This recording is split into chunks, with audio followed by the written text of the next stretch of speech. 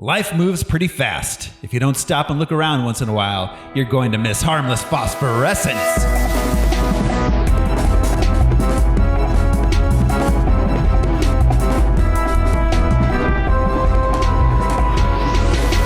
Pardon my French, but this is your host, Thoreau Smiley, who's joining me.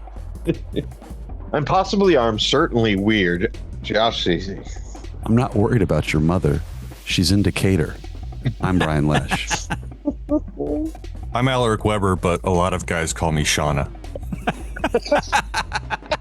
Shauna. Guys. Yeah. You just started something, my friend. Yeah. Oh, shit.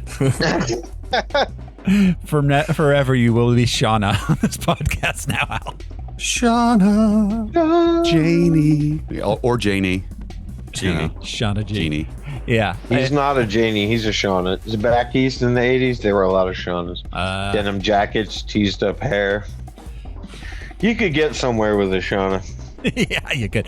A Guns N' Roses patch on the back of the jacket. Absolutely. Yeah. No, not a patch. It was a t-shirt, a concert t-shirt that fell apart, and they sewed onto the back. Yeah.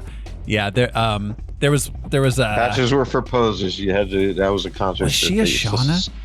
She might have been a Shauna or a Donna. I can't remember. A girl in middle school, and she had the Guns N' Roses T-shirt, and then she had a little Poison one and a Motley Crue one on top. Yeah. Nice.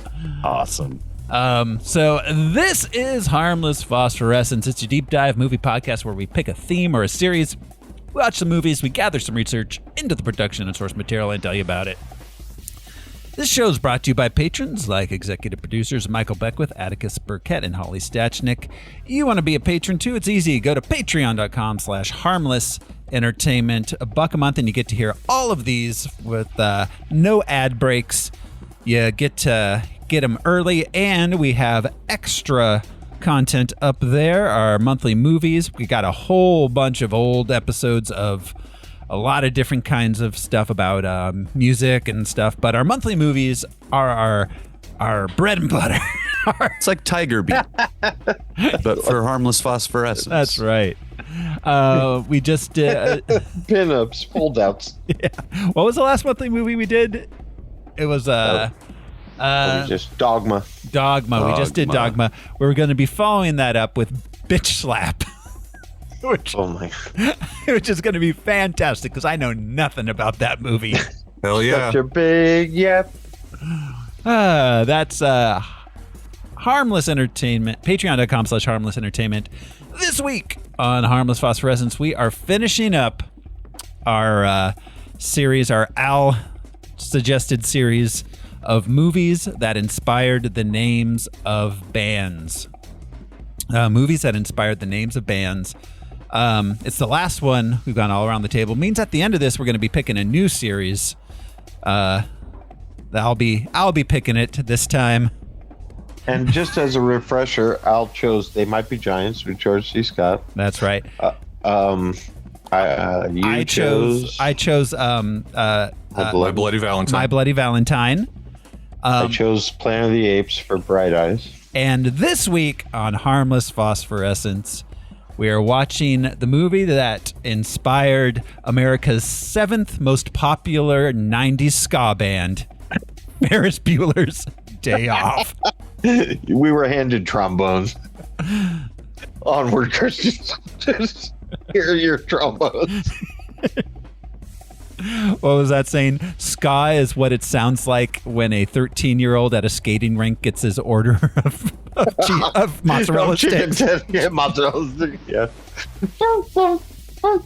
Ferris, you're sick.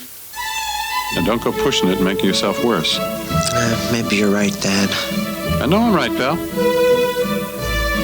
How'd you get to be so sweet? They bought it. Well, why should he get to skip school when everybody else has to go? I'm taking the day off. Now get dressed and come on over. Ferris, my father loves his car more than life itself. A man with priorities so far out of whack doesn't deserve such a fine automobile. What are we gonna do? The question isn't what are we going to do. The question is what aren't we going to do?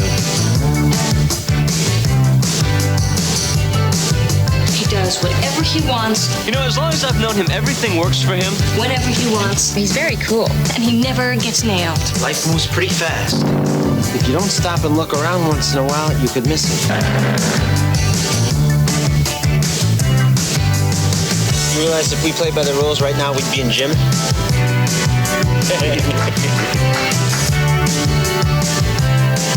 What is so dangerous about a character like Ferris Bueller is he gives good kids bad ideas. Ferris Bueller, do you know him?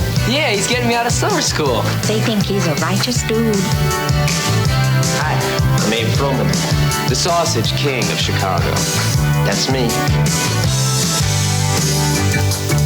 I can see him denying popular belief, setting off on some impossible mission. I did not achieve this position in life by having some snot-nosed punk leave my cheese out in the wind. You want to get married? Central Park in fall. I mean, if I wasn't a fool. Sure. Today. When he looks back on the ruin his life's become, he is going to remember Edward Rooney. Hey, Dougie. It's dead, Cameron. You killed the car. My best friend has flipped out. I got you, Paris. I think this calls for something bold. I finally got you. Something wet. Oh, he's such a sweetie. They all adore him. Love you, pal. Something wild.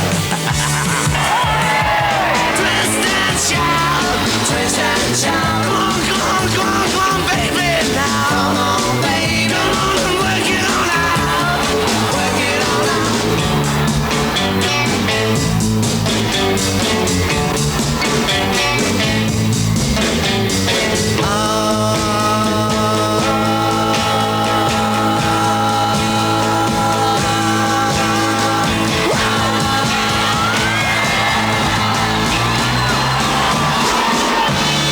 Ferris Bueller's Day Off. One man's struggle to take it easy. That's a dope subtitle. Yeah. Or tagline, sorry. Ferris Bueller's Day Off. It Real quick, I'm sorry. I'm going to ask a question that we could talk about the answer at the end. Who's dreaming this? Oh. All right, let's go. Oh, yeah, that's good question. I just found out that Rooney is also the name of a band that was inspired by this movie. Huh, of course. Interesting. To the tagline, though, one man's struggle to relax, to take it easy. Take it easy. Take it easy. That's Cam. That's Cameron. He's the only one struggling. Ferris Bueller does not struggle much. The movie's called Ferris Bueller's Day Off, but there's a lot of talk online is Cameron the main character in this movie? No, but at the same time, he has a lot of plot that moves. It's interesting that he gets a tag in the tagline. Yeah. I mean, that's the reason for my question. Is this Ferris's dream or Cameron's? Yeah. Yeah. He's not the main character. The main character is Ferris Bueller. Like you said, it's very, very clear. But yeah, fun. We'll see. So yeah, this is this movie also inspired the name of the band, Save Ferris, which we will talk about. Have we done 10 things I hate about you? We have not. Okay. We have not. Yeah. So what was their biggest hit? Radio hit was "Come On, Eileen." Right? The "Come On, Eileen" cover was their biggest hit. Yeah, I guess we'll just talk about them now, real fast. They were a '90s ska band. Their biggest hit was "Come On, Eileen." They were, like I said, they weren't the most popular '90s ska band. Ska band. They were definitely below the Mighty Mighty Boss Tones. They were below Real Big Fish. Reason I ask about 10 Things I Hate About You is they play the movie in and out, and they're on top of whatever school they're at. Right. A helicopter shot playing as the credits roll at the end. It's very cool. Yeah, it's a great movie. Yeah, one of my favorites. Yeah, it's a good one. So, Ferris Bueller's Day Off was released June 11th, 1986. It's a running time of 103 minutes. Cost $5 million, made $70.7 million, which is why John Hughes was able to keep making movies throughout the 80s. It was a phenomenon. 100%. And this came off of, well, we'll talk about John Hughes in a little bit. This is our first John Hughes movie, isn't it? I think so, yeah. Yeah. Nice. Yeah, we have some stuff to talk about with that dude.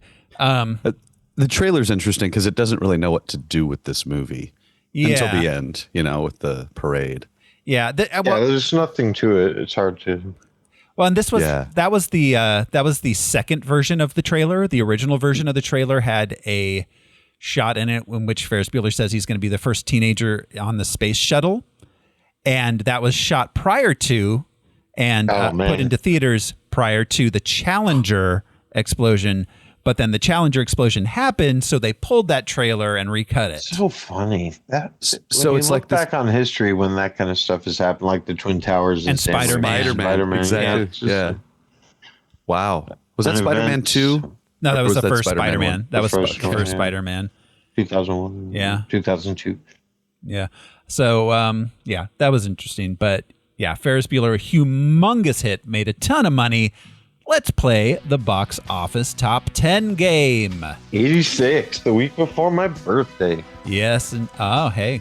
Yeah, this is the game where I will describe the top 10 movies of the week of June 11th, 1986. And these boys here are going to try to guess what movie I am describing. It was an interesting week. Just outside of the top 10, at number 12, we had Sweet Liberty, which is a movie written, directed, and starring Alan Alda. Hell yeah. Yes, indeed. Yeah.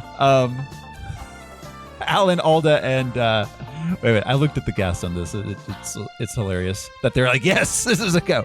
Alan Alda, Bob Hoskins, and Lillian Gish, and Saul Rubinek. They're like, the kids are going to love this. Together again. At number 11, My Little Pony the movie, also strangely written, directed, and starring Alan Alda. It's smart. So My Little Pony is older than I am. Oh yeah. Oh yeah. Yeah, it was huge in the 80s. All my little girlfriends had had My Little Ponies. My sister definitely did. My Little Ponies and Care Bears. And Strawberry Shortcake. Yep. Those smelled. So every now and then, take a whiff of those. Yeah. So you got to get them in a paper bag and start off with them to really. This is Country Peach. And at number 10 at the box office this week, a boy tries to stop aliens who have taken over his town and are attempting to brainwash its inhabitants. I remember this one. I watched this one on VHS a fair amount. This isn't like Star Kid or something, is it? No, that's no. later. It's a Tobe Hooper joint. Oh. Starring who we got here? Karen Black, not Karen Allen. No, Karen Black, definitely. Yeah. Lorraine Newman's in this. Timothy Bottoms. Good for him. Yeah. Bud Cort. Yeah. Let's see. Tobe Hooper. Anyone else? Yeah. Writers aren't anyone really speak of. Oh wait, Dan O'Bannon wrote this. Okay. Loose Cannon O'Bannon. Yeah. This is Invaders from Mars. Oh. Huh. I wonder if they were beach balls. I can't remember. It's been too long, but it was. Wasn't that the thing in Dark Star or whatever? Oh, the beach ball. Yeah. The beach ball that's creature, right. the original alien. That's right. It was the trees. Number 9. Oh, this movie. Number 9 at the box office this week. A high school prodigy builds an atomic bomb with stolen plutonium to win the science fair. Real genius. Not Real Genius. What? Oh, War Games. Not War Games. Oh, shit. War Games, he just hacked into the Manhattan Project. The Manhattan Project. Yeah, John Lithgow. Who was the teen? Broderick, right? No. That was War Games. Manhattan Project was not Broderick. Christopher Colette was the teen in this. I was way off. Yeah, that's a dude no one remembers was the teen in Manhattan Project. I'm sure my brain put Matthew Broderick in a lot of movies in my memory. Right. Continuing teen science at number 8. The young attendees of a school of sorts find themselves launched out of Earth's atmosphere for real when their shuttle is accidentally launched into orbit. Space Camp. Space Camp. Yeah. Wasn't Mrs. Spielberg in this one? Or I remember Space Camp. But the kids were cool. They went on to be some of our favorite actors. Yeah. Leah Thompson, Kelly Preston, Joaquin Phoenix.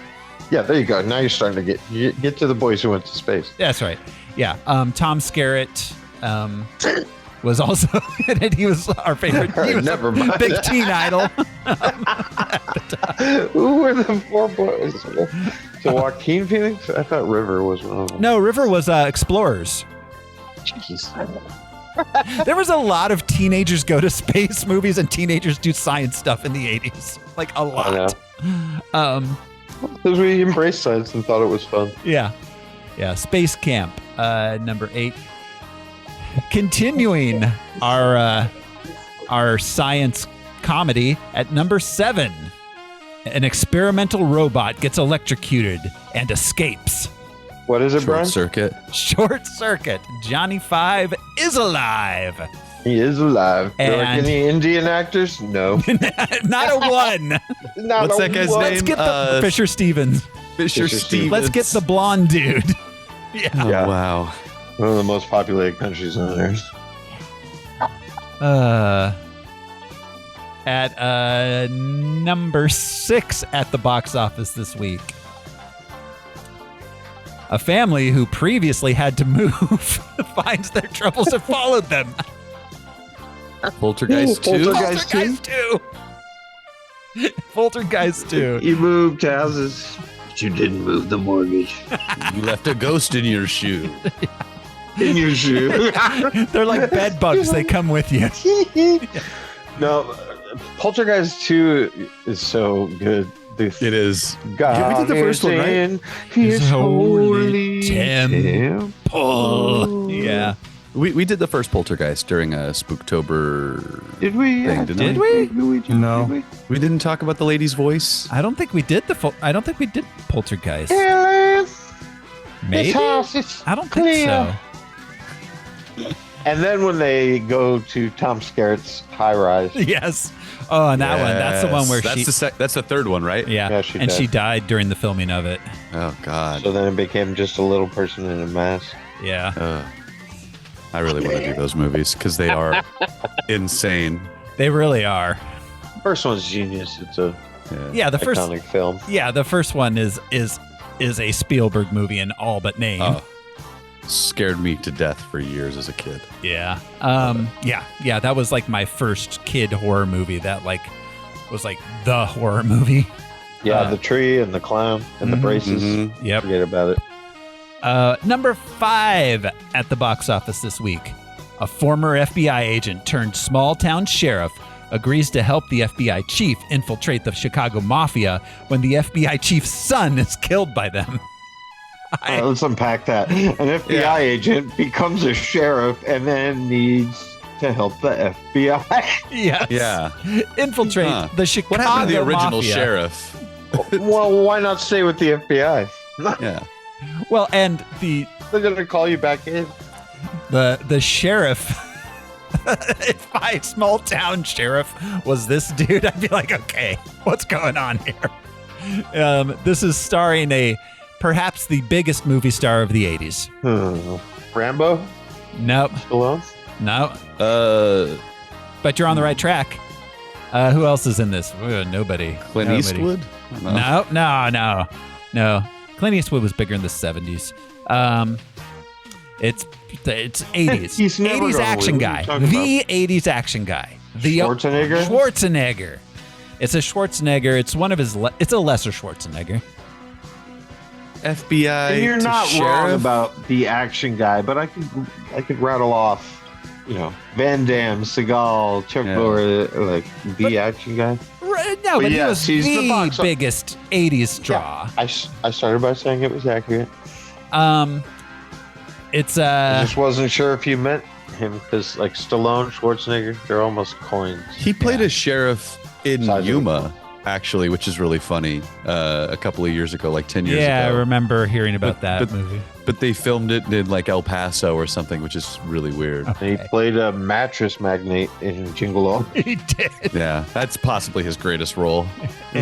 This is all right. Second Yeah, maybe to This one. So wait, so Chicago, but small town sheriff, but corrupt Chicago, something. It's called Raw Deal. Yeah, I He's remember. like, this was a raw deal. Yeah. I don't appreciate your negotiation time. Is he supposed to be from Chicago? Are they just like he has a normal Chicago accent? I love when they've done that. Put him in a place and he's just Again, you can mattress clearly tell magnet. I am from Chicago. Why would you ever doubt it? I would like a Chicago dog and fuck the sun. This the tagline is like that guy's Chicago if I ever seen it. right. The tagline is the system gave him a raw deal. Nobody gives him a raw deal. The system just did though. I mean, yeah, he worked for the FBI for years. Then he gets elected. Elected sheriff in a small town, and then called back in the FBI. If that's a raw deal, I don't know. And sounds like you're getting paid. Yeah. And okay, those are nice lateral moves. Interestingly enough, at number 4 at the box office this week, a tough-on-crime street cop must protect the only surviving witness to a strange murderous cult with far-reaching plans. This is someone who we were just talking about 2 minutes ago. Scarrett?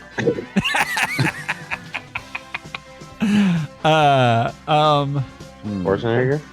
Not Schwarzenegger. Stallone. It is a Stallone. Brigitte Nielsen. Cobra? Cobra. He had a toothpick in that one. Yeah, he did. But both of the posters. Is that the toothpick one? Yeah, is Cobra. I think so, yeah. Yeah, it's Cobra. Aviator glasses. Yep.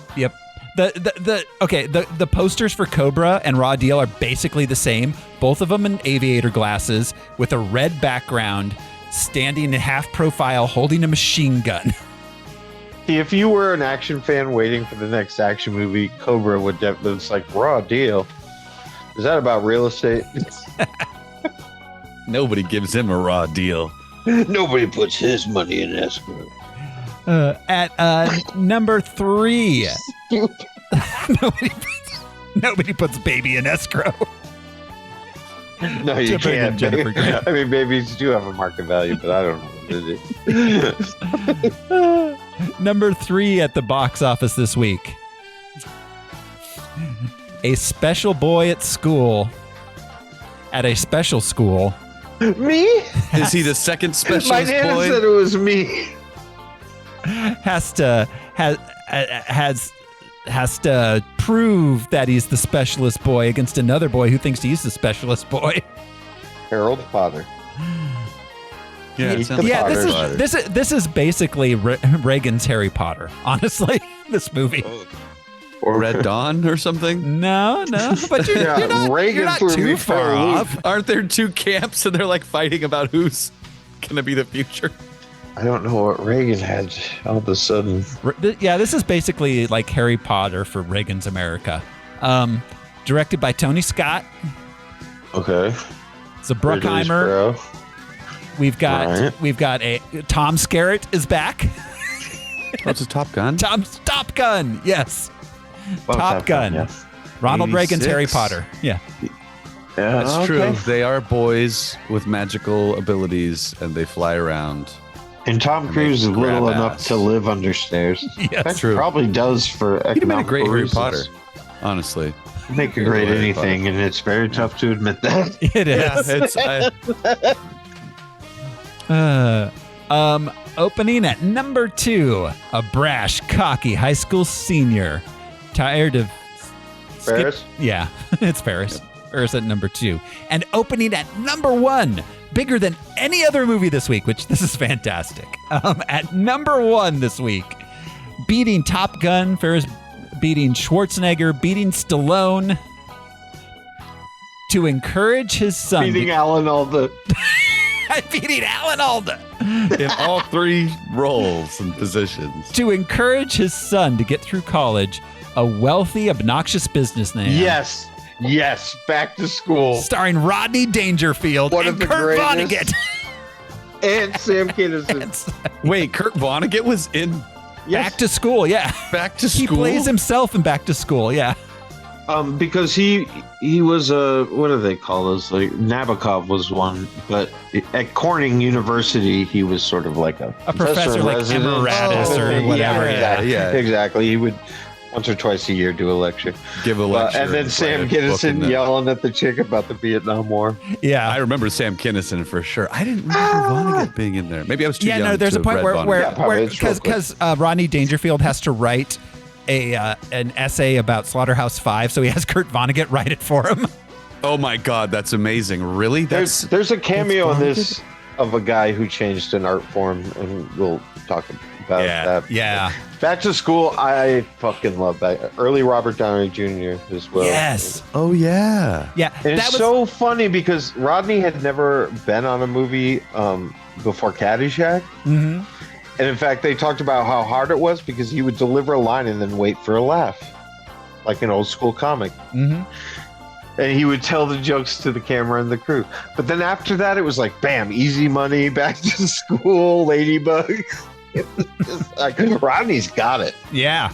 Yeah, no. His Love that, man. Yeah. Fucking Rodney Dangerfield, man. His 80s were crazy.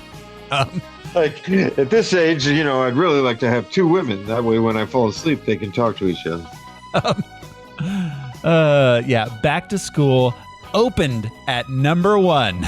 Yeah, we loved sex comedy. That is rock. not surprising at all, though. It was the age of Porky's, my friend. Yes, it was the age of Porky's. It was. No, I was just Revenge of the Nerds. Jude, there's a Gross. theater near Jude where he's going to college, and he said they're doing a different classic comedy every night, and one of them was Animal House, and I was like, oh, you're just about to wade into 80s R-rated sex comedies, which is a genre that I don't think Gen Z is especially familiar with. It'd be interesting to watch that in a public theater. Mm-hmm. They don't understand the entertainment around the teenage male sex fantasy, which is perverted and funny. Yeah. It's different now. They grew up on the internet, like butt stuff is just. Oh yeah, it's just yeah. Back then, it's like you look now, and it's like 16 Candles, Revenge of the Nerds, definitely some icky shit there. But but it was a teenage male fantasy in the 80s. We had to find porn in the woods or desert. Yeah, you did. That's the only place you could get porn. I swear. I would find it in the woods sometimes. Then I moved out here, and a couple, desert porn. Yeah, it's so crazy. That's universe. It's so funny to think of like a 25-year-old dude buying his porn and be like, I'm gonna leave this out here for some kids. Yeah, no, some dude's wife found his cardboard box. So he went out in the desert and left it. Right. So people don't understand that. So the male pubescent sex fantasy was very entertaining in movies because it was all in our imagination. It's like Pilgrims. Could you imagine masturbating to your mind? Oh, God. You used to have I don't know. That's too much work. That's way too much work. I'll just be repressed. It's fine. And at this point, I'm at the age where pragmatic me enters my fantasy. She'd never go for you, and the date would be very expensive. I'd be like, God damn it, I can't afford that kind of wine. I'm going to have to look for a less attractive woman. I'm watching it and I'm like, I wonder if she got those shelves at IKEA. Or like, hey, I have that same coffee table. Yeah. Did she put that together herself? Okay, that is the box office top 10. Which brings us to the production of the film itself. Ferris Bueller's Day Off was written and directed by John Hughes. All right. Alan Alda really wanted to. He did.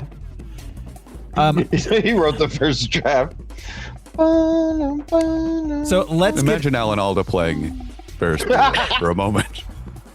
Just as a high school student. Yeah. So, all right, let's get into John Hughes here.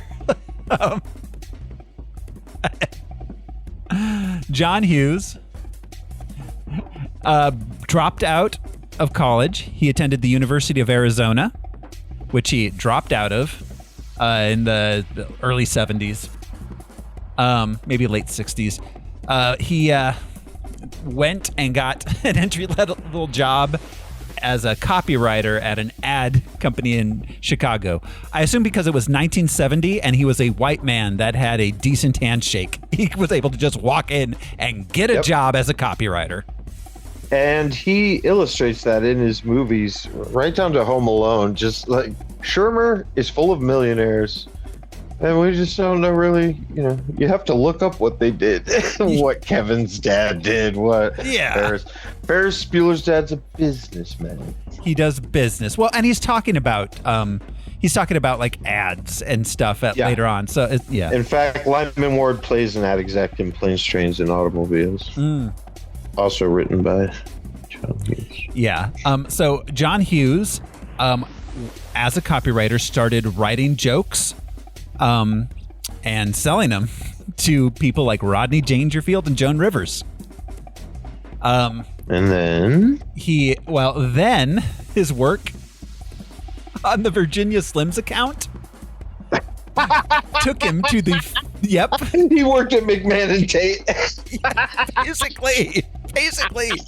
It was Needham, Harper, and Steers, which is basically the same thing. Yeah, McMahon and Tate. Yeah, he basically worked for Don Draper at this point. So yeah, it took him to the Philip Morris headquarters in New York, and while there, he visited the offices, which was in the same building of National Lampoon magazine. Yes. He became friends with them and started writing pieces for the magazine. And when they decided, one of his stories was called Vacation 58, which he published in National Lampoon's. And became one of the most iconic comedies of all time. Which they decided when they were that National Lampoon, one of the film, they started making movies. We just talked about Animal House. But Vacation, they decided to make Vacation, and they had him write the script based on his story. So, wow, the number of his unproduced work is crazy. So anyways, but before Vacation, he was already working as a scriptwriter. Class Reunion, which I think actually was the first National Lampoon movie. I'm not sure, but Class Reunion he wrote. He wrote Mr. Mom, which came out before Vacation. Then he wrote National Lampoon's Vacation. And then in 1984, he wrote a script called 16 Candles, which at that point, he had been successful enough as a screenwriter that he was able to convince Universal to let him direct it. And that was the beginning of the John Hughes, Shermer, Illinois teen universe. I just want a piece of trivia. Our dear producer, Mr. Burkett, his aunt Bernadette is in Mr. Mom. Yeah. She was married to George Wendt for like 30 years. Yeah. Yes. Yes. So he wrote and directed 16 Candles. That was the first John Hughes teen movie. Molly Ringwald, of course, was the star of that one. He followed it up with The Breakfast Club. Molly Ringwald was also the star of that one, of course, along with Emilio Estevez, Anthony Michael Hall, Judd Nelson, Ali Sheedy. I think that's his best film. Yes. That's a film. I get it. You don't find it as... So you think this is his best film? I do. Okay, so Breakfast Club is his most serious of those. It's definitely his most cinematic in a lot of ways. I find Pretty in Pink was pretty serious. Yeah, he didn't direct that one though. No. But 16 Candles. Sorry to interrupt. Yeah, no. I agree. No, Breakfast Club. It's worth discussing. But yeah, I get that. Breakfast Club it's the least comedic of his teen 80s movies, I think. Huh. Like, it's not that it's not comedic. I find The Breakfast Club the least comedic. Well, it's not as zany. Yeah. Otherwise, Shermer's a weird place. Yeah. I mean, look, Weird Science is your background. I mean, Weird Science, yeah, there's definitely that one. Weird Science is definitely the zaniest of them all, I think. I mean, Breakfast Club is the most grounded. It is. Yeah. Definitely the most. It's in a shared reality, I suppose. Yeah, John Hughes has stated that they are all in a shared reality and exist in the same town. Like, including Weird Science. It's not just... Well, I can make cases why this movie. It may take place in Shermer. That's where the characters are. But there's no way this is real life. Well, no, it's not real life. I don't think it's real life. This you described it as a fever dream, which I agree, but I also think that it's very... The filmmaking in this, it's a fever dream. The filmmaking in this is very kinetic. I think it's beautifully shot. Watching this in the 2:3:5 aspect ratio, I don't know if I've ever seen it in that before. My memory of it is all pan and scan VHS, though I certainly have watched it since DVDs. But I hadn't really noticed like. It's a beautifully shot film. I think I just find the experiences of the characters in The Breakfast Club the most relatable. No, I agree. I mean, I don't know who. It'll be interesting to see who we can identify with in this movie. Yeah, I mean, I don't know. The kid falling asleep in Ben Stein's class is the closest I got. Yes. The Breakfast Club definitely has more of an emotional draw. It does. Yeah, I think okay, I guess that's a good point. I think The Breakfast Club is a much stronger narrative. Ferris Bueller, I think, has a lot of very interesting visual filmmaking in it.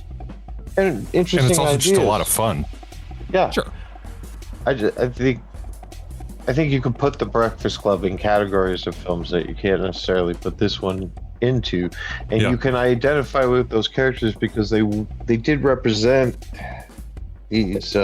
You're one of them. Every person. Yeah. Exactly. In the 80s was one of those kids. Mm-hmm. Where in this, you're either Becky Thatcher, his best friend Joe, or the nameless kids who worship Ferris Bueller. Right. Yeah. No, I guess. I mean, that's a good point. Is that narratively and emotionally, The Breakfast Club has a lot going on that Ferris Bueller does not. I guess it's more real life.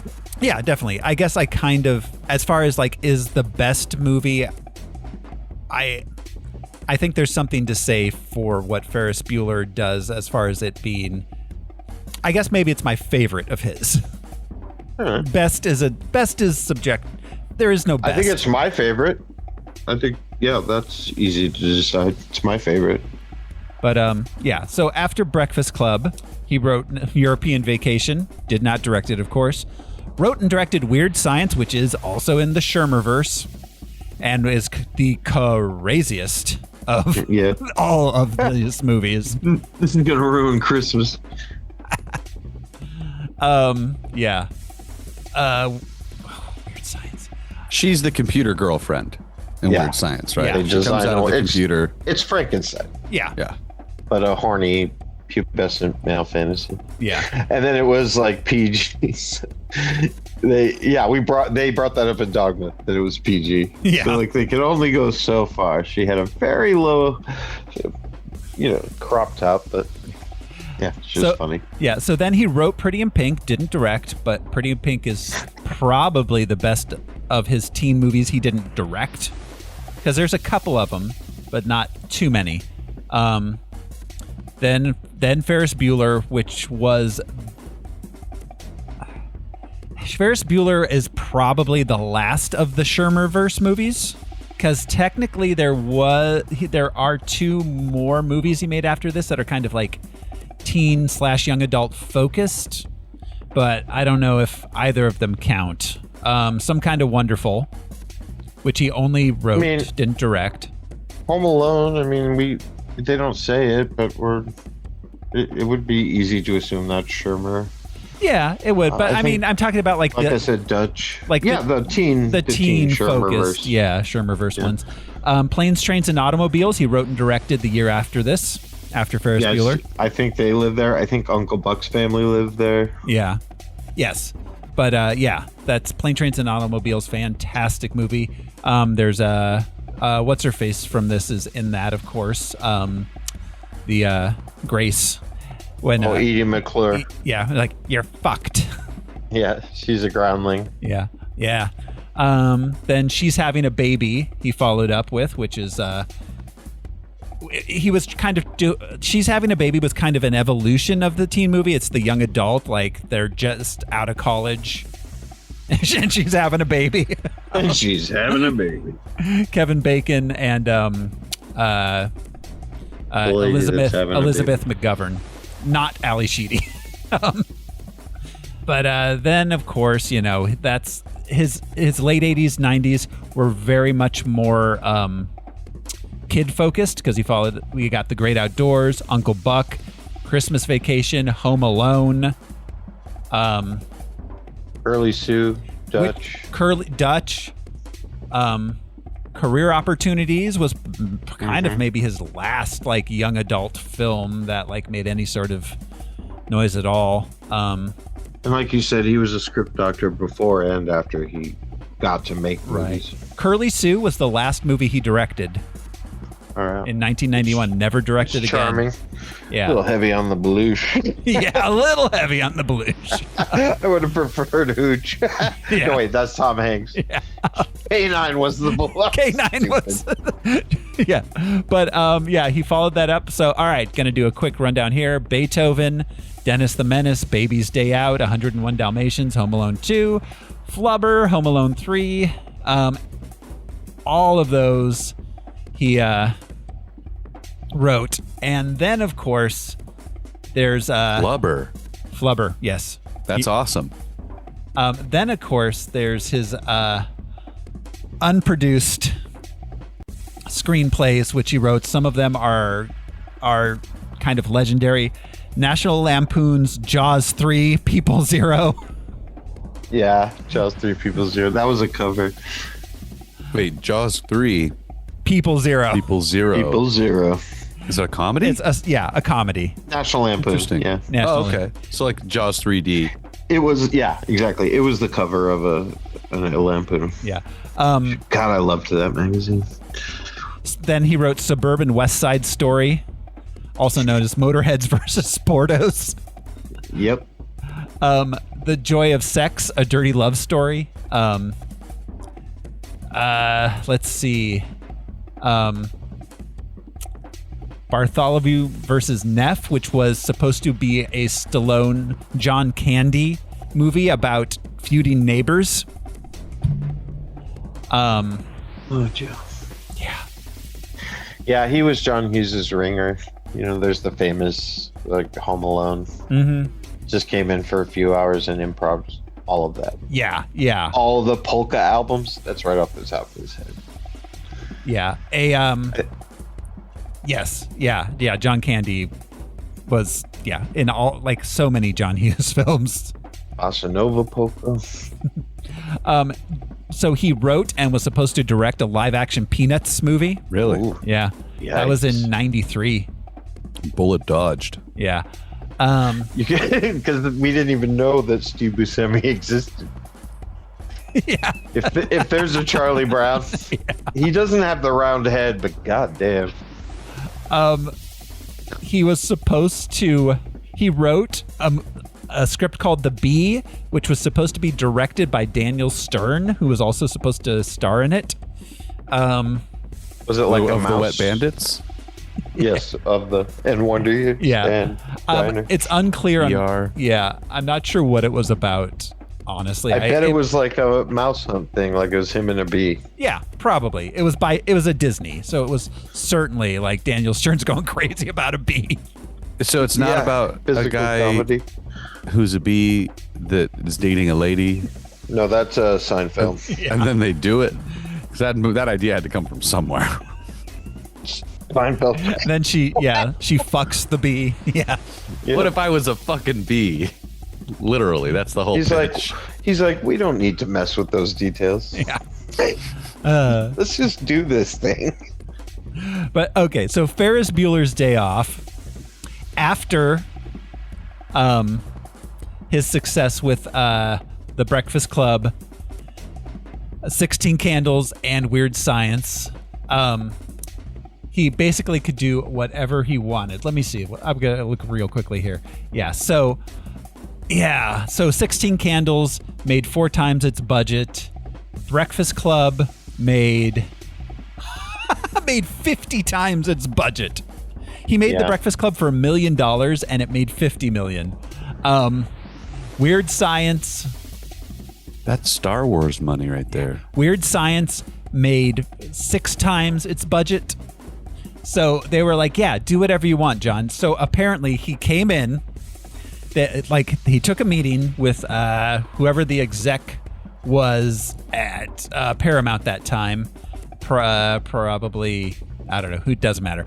And they said, all right, so what's your next big teen movie you're going to write and direct? And he apparently had a single page that was half a paragraph, and it boiled down to a kid takes a day off school and goes into the city. And they're like, all right, go do it. Here's $5 million. Like a simple farm pig. He spent every penny. Like it's on the screen. It feels like if it was $5 million bucks. Like Thoreau said, it's beautifully shot. Yeah, beautifully shot. And well, yeah, there's a lot of things. We'll talk about the production. About the shooting here in a minute. But yeah, so he went. There was a writer's strike coming up, and he had 3 weeks until the writer's strike was supposed to start. So he wrote the entire script in 1 week, and then did the rewrites in the following 2 weeks, so that it could get produced. While the writer's strike was happening. I mean, nobody writes a joke like him, but I mean, it's not a complicated script. I bet we could bang out a similar story here in a weekend. Sure. So he says he wrote it with Matthew Broderick in mind. However, he said that if he had written it in the 50s, thanks, John, for thinking you'd be able to make movies in the 50s about teenagers taking the day off school, but he would have had a young Jimmy Stewart star as Ferris Bueller. Interesting. Was there ever a young Jimmy Stewart, though? Yeah, I don't think so. Jimmy Stewart was young. It was like 1929. Yeah, when he was born. No, he always liked that way. Yeah. He was like in a 3-piece suit. Yeah. Yeah, exactly. Also, in the 50s, it was truancy. You'd just be arrested. Yeah, exactly. The principal didn't come looking for you. The cops did. Yeah. Also impersonating another person. Yeah, he's a communist, man. He's clearly a spy. So in the Reds. So anyways, he says he wrote it with Matthew Broderick in mind. However, he did audition a number of people for the role of Ferris Bueller, including Anthony Michael Hall. No surprise there. John Cusack, no real surprise. Jim Carrey, Johnny Depp, George Clooney, Michael J. Fox, and Tom Cruise all auditioned for the role. Michael J. Fox is the only other person. I was just going to say those exact words. The only other person that could have done it, because these two dudes, that's why we were mortgaged in Manhattan. I was just mixing up the Broderick, because Broderick and Michael J. Fox, those were the dudes. Yeah. Those are like, they had that like confidence, that snappy, like. But the not bravado not the big beefy kind, like that was the beginning of the intellectual confidence. Well, it's that unspoken rich kid privilege that poor people don't have. Like my dad has a lawyer. Yeah, but that's where that confidence comes from. Yeah, it's like you can't throw me in jail for more than an hour. It used to be the jocks before Ferris Bueller. It used to be the jocks who got to be the swinging dicks in school. Yeah, but like John Hughes made the. Again, Ferris is not a nerd, but you know what I mean. Made the counterculture guys cooler. Right. Farmer Ted, he's still a nerd. He's not a nerd, but he's probably one of the smartest kids in school, if not the smartest kid at school. You know, changing his grades and things. Right. John Hughes himself Ducky. said, Yeah, that's a good one. Ducky. Yeah. John Hughes himself said certain guys would have played Ferris and you would have thought, did they steal my wallet? But so you had to have the right guy playing him. He needs to be rich. So that's an excellent point because Ferris Bueller is a sociopath, almost clinically. Yes. And so, yes, you're right. Somebody like Johnny Depp would be like, I'm not sure I trusted him ever. Yeah. You know what I mean? If he was walking around school, Yeah. I'd be like, don't trust that guy. I mean, he'll probably get you drugs and a fake ID, but don't trust that guy. Yeah, don't trust him at all. Molly Ringwald wanted to play Sloane Peterson, but John Hughes did not think Molly was right for the role, and so he told Molly that the role's too small for you. I mean, Molly Ringwald. No, which role? Oh, Sloane. It is. Yeah. She's lovely. Yeah, I think I agree with that. But she's understated, which is important. Like even Jennifer Grey. Yeah. She has more gravitas. Yeah, yeah. Sloane didn't need to steal the show. Yeah, no, she didn't. She was just kind of there looking like the adult to their two, to Cameron and Ferris. Well, not for my first or last, but in regards to Tom Sawyer, like she's his Becky Thatcher. She's, she's always down. Yeah, yeah. Sometimes she thinks he's wrong. But it's interesting. He's Tom Sawyer. I've never made that connection, Josh. Tom Sawyer. You like? Wow. Oh, he's the Gen X Tom Sawyer. Yeah, he really is. Absolutely is. He really is. Oh, just something to note. Both Alan Ruck and Matthew Broderick are technically boomers. Yeah. Oh yeah. Yeah. Yeah. Not John by a Hughes. lot. Not by a lot. Broderick was 64, which is just a year away from where they say Gen X started. Yeah, but the young guys we admired, they had to have been boomers. Yeah. Because we were kids. Yeah. So let's see. Alan Ruck had auditioned for Bender in The Breakfast Club. Not. Yeah. Wow. Yeah. Nobody could. Yeah. And then they offered the role of Cameron to Emilio Estevez, who turned it down. I'm glad. Yeah. Yeah. Again, he's too watch him. I don't know how to put it. Yeah. So, all right. Yeah, let's go through the cast a bit. I'm going to start something that we've kind of been doing as a unofficially, but I'm going to officially start Nepo Baby or not a Nepo Baby. Damn. Matthew Broderick. Last time we saw him on this show was in what was that Danny DeVito Christmas movie that we watched last? With the light competition, Deck the Halls. Deck the Halls. That's the last time we talked about him. Deck the Halls, not his most shining moment. In the 80s, he was. No, it's not his most shining moment. He was wearing like an orange, Yeah. shiny speed skating suit. It's pretty shiny. I don't know. The shining moment. Yeah.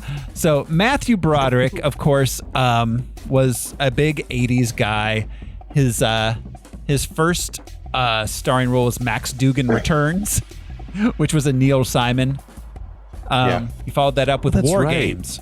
War Games kind of made him like a teen heartthrob. And Was then he also in Project X?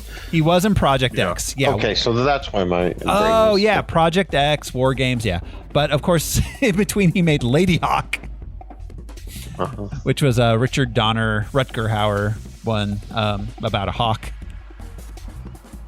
Who's a lady? She's a lady. Hawk. She's got talons. She's got wings. She's got beaks. Yeah, She's and then a of course lady. we have of course discussed Matthew Broderick and the Irish events, the Troubles, as he refers to them. Also, the death of a passenger in his car that he abandoned in a lake. No. Also, Or is that Ted Kennedy? That was Ted Kennedy. No, he was drunk driving, and he was in a car crash in Ireland, and the people in the car did not survive. Matthew Broderick, Nepo baby, not a Nepo baby. What do you guys think? Nepo baby. I say no. Al says no. Matthew Broderick, his father, James Patrick Broderick, was on the television series Family and had a role in Dog Day Afternoon. His mother was a screenwriter. Matthew Broderick, Nepo baby. And in fact, Matthew Broderick's grandfather, Milton Biao, invented the modern television and radio advertising. He's basically his grandfather was Don Draper. He was the Milton Biao was the pioneers of modern advertising. He had accounts with Anison, Pepsi. Yeah. All right. So. And his cat was named Milton Meow. Yeah, and produced the $64,000 Question and the Lucy Desi Comedy Hour. Okay. So Matthew didn't have to do it the old-fashioned way, which is meeting Steven Spielberg at a bar mitzvah. That's right. Lazy bastard. So yeah, Matthew Broderick, Nepo baby. Alan Ruck stars as Cameron Fry. I'm sure we've done some Alan Ruck movies over the years. We had to have. Oh, Young Guns 2. I forgot he was in that. Speed. We didn't do it. We didn't do Speed, but yeah. He was an uncredited student in Dr. Detroit. Huh. Oh, so then we did. Yeah. I've seen him a number of times. Trying to see if there was any newer ones we did. I'm not really seeing anything. But yeah, Alan Ruck. Wait, hasn't he been in a comic book movie somewhere? Has he? I'm not seeing any here. Oh, okay. All right. I Love You, Beth Cooper. Wasn't that a follow? No. That's the Madam Web sequel. Madam Web 2, I Love You, Beth Cooper. May as well be. The Sunset Maid. Yeah. So yeah, Alan Ruck. Nepo baby, not a Nepo baby. Nepo. Al? None. Alan playing the odds. Alan Ruck got his start in his mom. Yeah. I mean, yes. Got his start auditioning on Broadway. He grew up in New York. His parents were not in the industry. Oh. So not a Nepo baby, but a upper middle class Manhattan baby. No, that's not Nepo. That's not Nepo. It's not Nepo. Talent can come from privilege. Yeah. It's privileged, but it's not Nepo. Alan Ruck, not a Nepo baby. He was actually in a couple plays on Broadway with Matthew Broderick prior to Ferris Bueller. Mia Sara plays Sloane Peterson. Mia Sara, prior to this, was in Legend. She is a Nepo baby, I think, right? Mia Sara was not a Nepo baby. All right, I'm playing the other odds. Her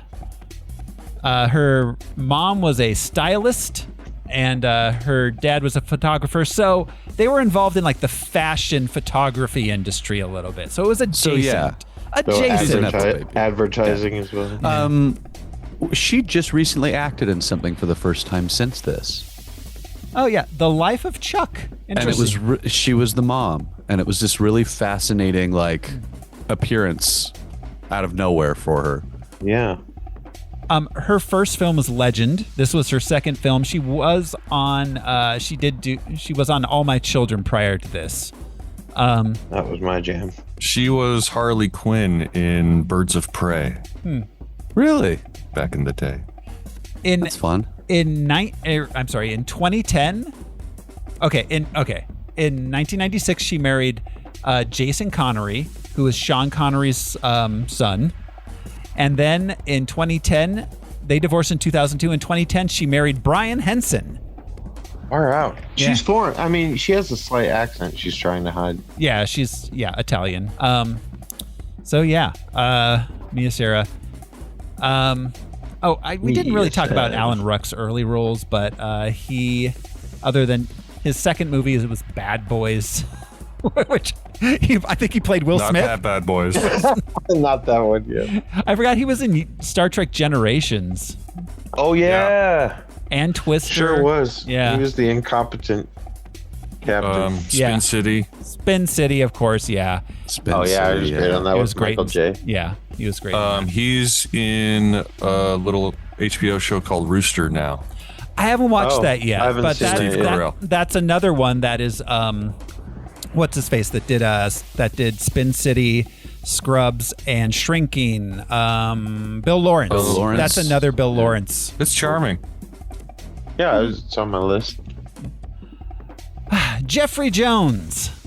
I'm going to tell you up front, not a Nepo baby, is a pedophile. Yep. We could change the game to Nepo baby or pedophile, but you know. We really could. Is there really only one or the other? I mean, I was going to say in Hollywood. Yeah, that's the surprise third Epstein option. and P. Diddy files. Yeah, Jeffrey Jones, someone who's an awful pedophile who not only got caught with child pornography, got caught making child pornography. So yeah, we'll get it out of the way. He's perfect in this. He is, and we won't need to bring it up every time. Yes, he's fucking gross. Yes, he's fucking gross. His 80s and 90s work is fantastic. Ferris Bueller's Day Off, Beetlejuice, Mom and Dad Saved the Planet. Yeah, I love that movie. The Devil's. We saw him in The Devil's Advocate. We also saw him in Howard the Duck. Oh, that's right, Howard the Duck. Yeah, he's the bad guy. Mutates into that weird thing. Yeah, like a brundlefly. Jennifer Grey plays Jeannie, of course. Jennifer Grey kills it. Yeah, she's fantastic in this. Her first movie was Reckless. That was followed up with Red Dawn. The Cotton Club, okay. I'm not sure. I think she played Gregory Hines in The Cotton Club. She's the white lady. Yeah. She did Ferris Bueller, then Dirty Dancing immediately afterwards. So, wow. Yeah. She was in that. There was some sitcom in like the late 90s where she played herself. And yeah, I can't remember. It was on for like a month, and it had one of the guys from Kicking and Screaming in it. The Noah Baumbach. Kicking and Screaming was the star of it, but she played herself, and he had just come there. The Josh Hamilton guy that played Grover. Not him. Okay. The more like uptight, studious Max. guy. Yeah. Yeah, and her whole character was Jennifer Grey. You look different, and nose job. Like she played herself post nose job, which I mean that. Probably the most inadvisable nose job in Hollywood history. Yeah, man. Oh, you know, she was married to Clark Gregg, Agent Coulson, for years. Mm-hmm. Huh. Was it? It's like you know. That's it. It was like a very supposed to be like Hollywood Friends, like they're all trying to make it or something. Yeah, my mom watched Jennifer it. Grey. My mom thought it was funny and was disappointed that it went away. Yeah, I watched like 2 episodes. It was good enough for a 90s sitcom. Jennifer Grey, Nepo baby, not a Nepo baby. Nepo baby. Yeah, I'll say Nepo because I've been. Yes. Her father is Joel Grey. Oh, the Joel Grey. Yeah, famous Nepo baby. Yeah. Yeah, fucking Joel Grey. From the back, I'm not Joel Grey. I'm Jay Thomas. Yeah. I never knew that until today that her dad was Joel Grey, but I bet I knew it at some explains the last name. This goes all the way to the bottom. Yeah. Cindy Pickett plays the mom. Lyman Ward plays the dad. Yeah, he does. Yeah. Cindy Pickett, can you name another movie? She seemed familiar. She was in St. Elsewhere, Guiding Light. I think TV is where we most know her from. But interestingly enough, Cindy Pickett and Lyman Ward, they met on this set and got married. Oh. Yeah, the mom and dad got married in real life. I love it. Yeah. And they adopted a wee Matthew Broderick. Yeah. Like Like he was a 26-year-old Robin. Is that his alibi? Is that how he got out of his Irish His vehicular med thing? Yeah. He's like, it was involuntary. Who volunteers for manslaughter? Lyman Ward, of course, we already mentioned Planes, Trains, and Automobiles. He was also in Nightmare on Elm Street 2. Then did like a ton of like just TV stuff mostly after that. Independence Day. Who was he in Independence Day? Secret Service guy. Charlie Sheen, of course, plays Garth Volbeck. Apparently, it was more apparently, it was more obvious in the extended, like a lot. There was some deleted scenes, but Garth Volbeck there's a lot of Volbeck throughout this. Like the towing company is Volbeck's Towing. There are a lot of Polish people in Chicago. Yeah, throughout the upper Midwest, Chicago, Milwaukee. Sure. But I mean, there's whole blocks. My wife is a Polish person from the upper Midwest. Yeah. Yeah, we've talked about another group of people who we tricked into moving. Like, go there in June. Just trust me, it's great. I heard Utah's nice. No, Minnesota. Yeah, go there. Don't go in December though. No reason. Don't. Yeah. Move in May. Yeah. He plays Garth Volbeck. Apparently, there was a whole thing. John Hughes explained that Garth Volbeck was Ferris Bueller's best friend in middle school, and Ferris Bueller felt guilty for not saving him from a life of crime, and so that's why he was so focused on Cameron.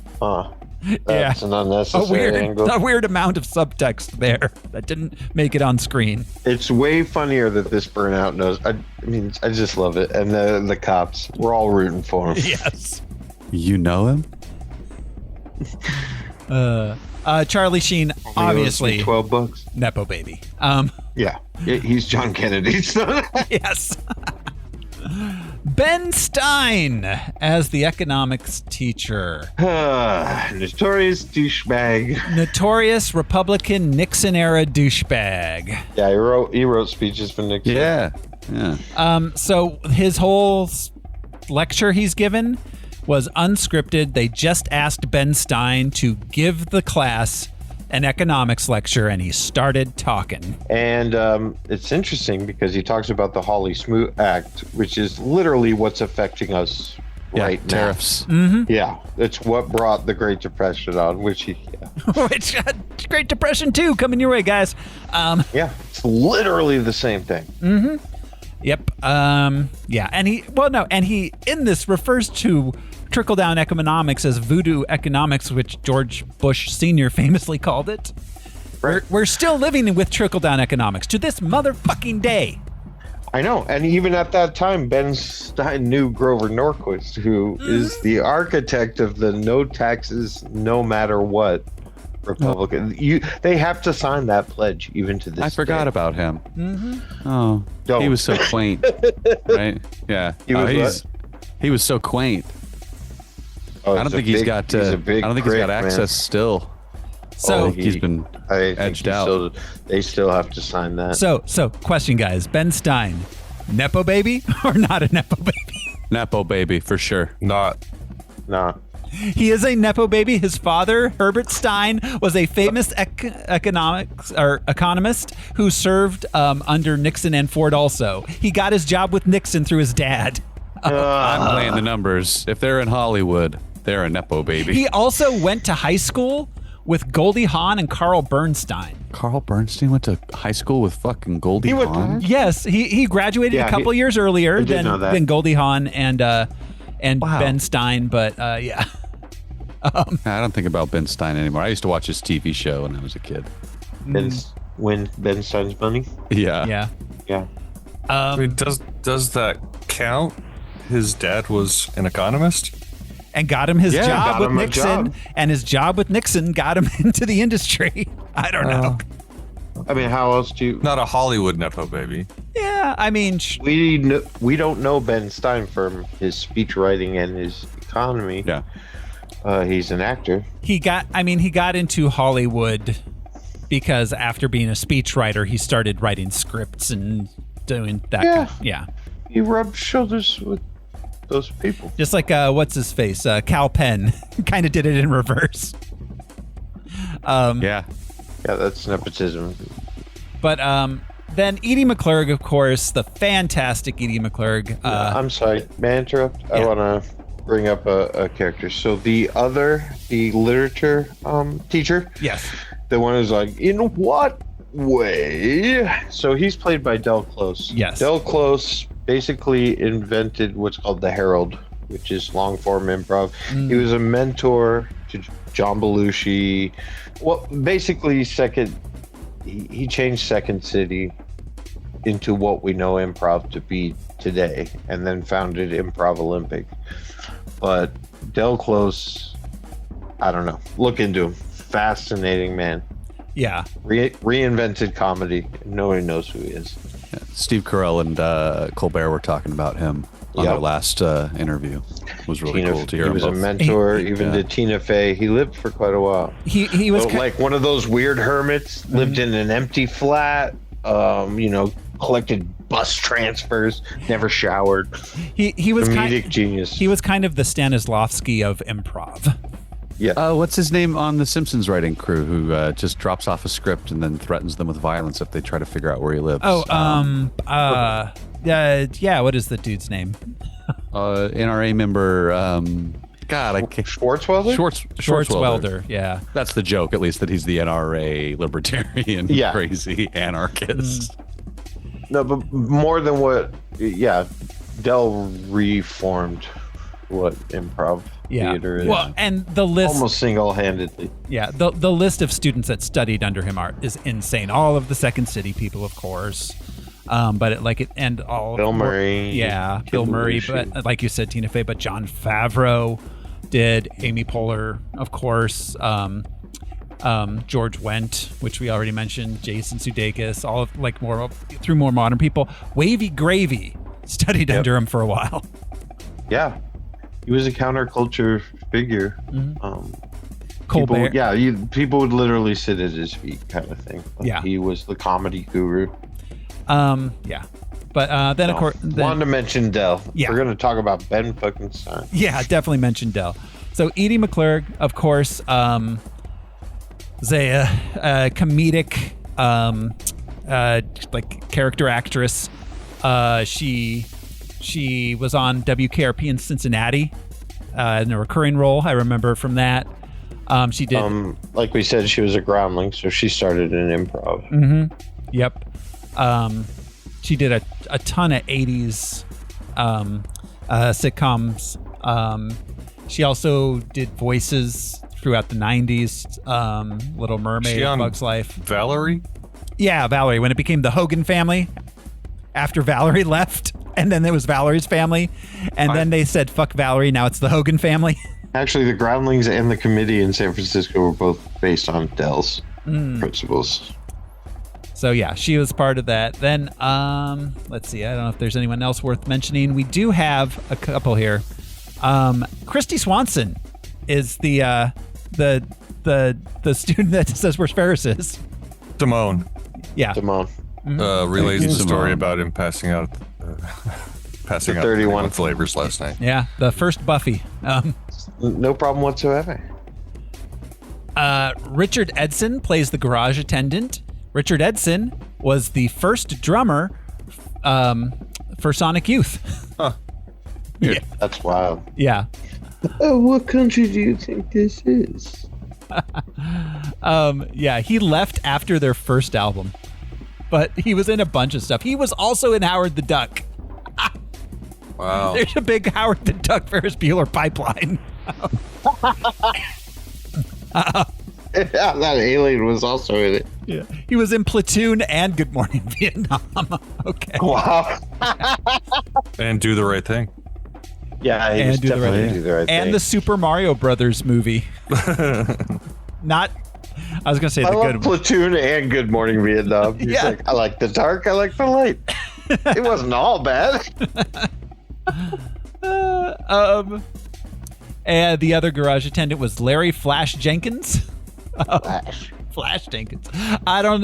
He doesn't have a whole lot in. I mean, he was in a bunch of like TV shows and stuff, but I just felt the need to mention Flash Jenkins.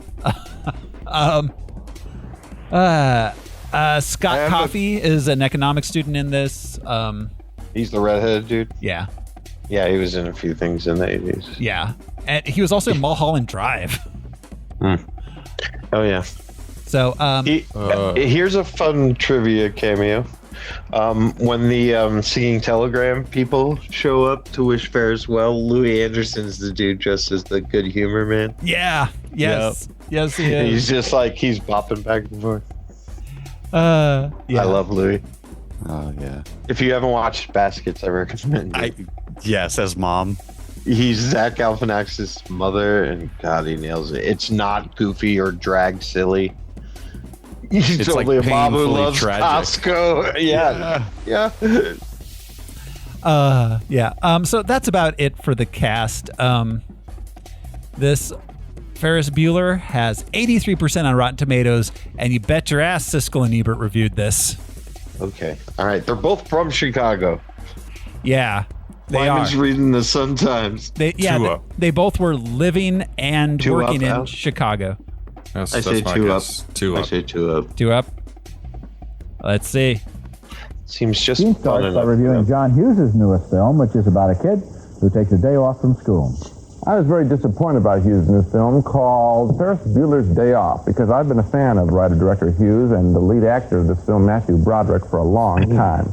The story would be simple enough to do well. It's the story of a bright, aggressive kid who decides to ditch school and have one great day with some friends, and particularly help out his best male friend. Part of the style of the film is that Broderick looks directly into the camera and talks to us a lot. Now, that's a very bold move in the movies, usually reserved for the very funny words of someone like Woody Allen. But Matthew Broderick has nothing special to say when he looks us straight in the eye. Oh, my God. How could I possibly be expected to handle school on a day like this?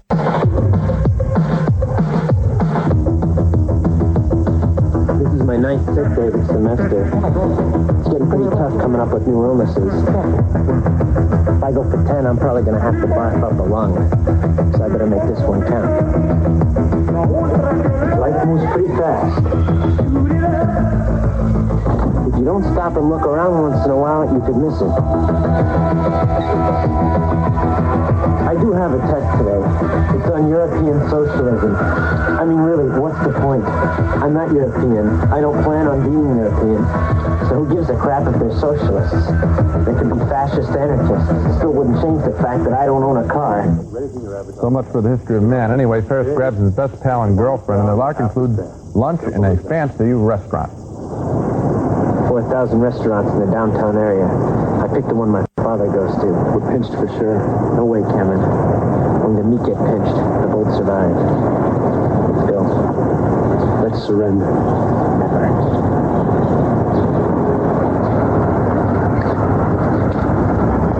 Dave, I know it sounds like I'm beating a dead horse in this one, but I'm telling you that that's not the case. We don't have the money. We don't have the money. You're one of the brightest guys in this business. You know what it takes to push this over the top. We're going to go heavy on TV, lighten up on the radio on the screen. Okay? That wasn't very exciting. Later at a German-American Day parade in downtown Chicago, Ferris gets the whole town rocking to something other than a famous German-American song.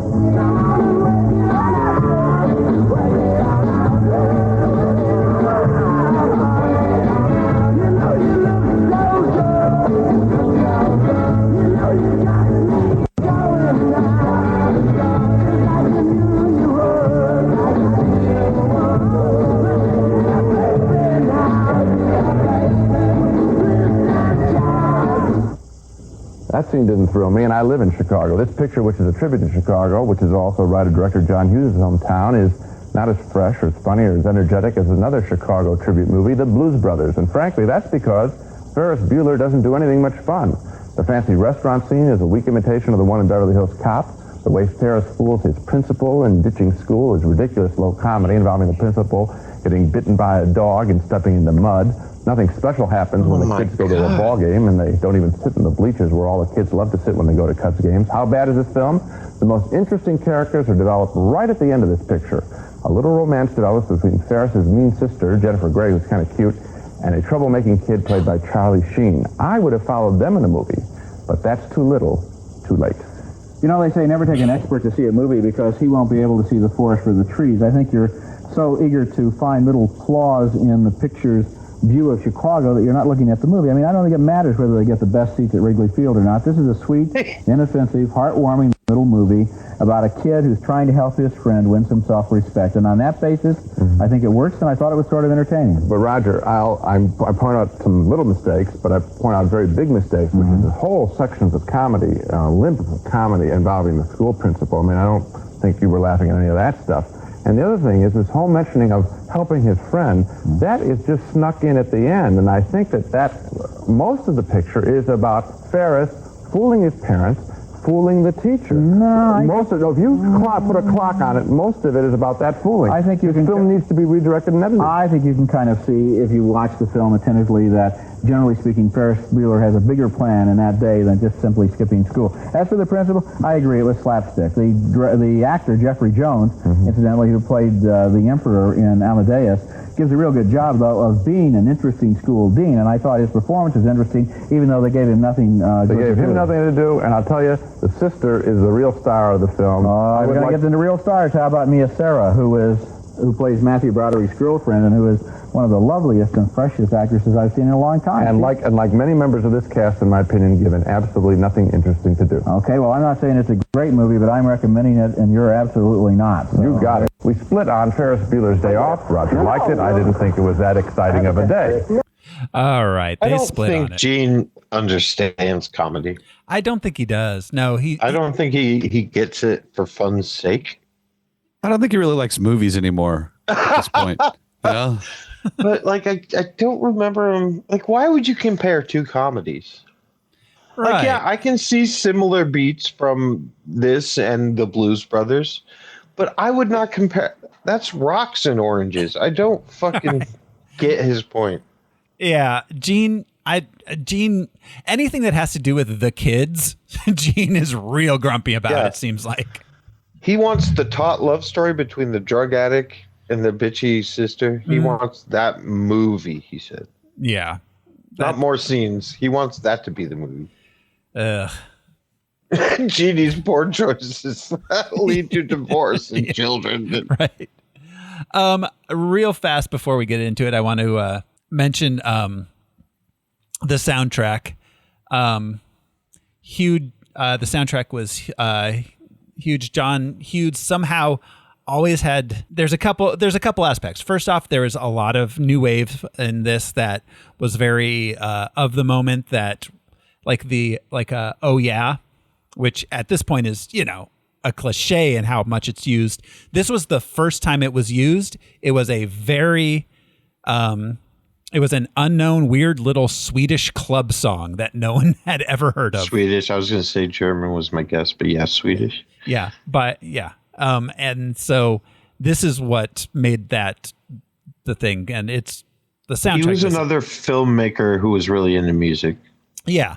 Like you could tell he pictured scenes with music. Mm-hmm.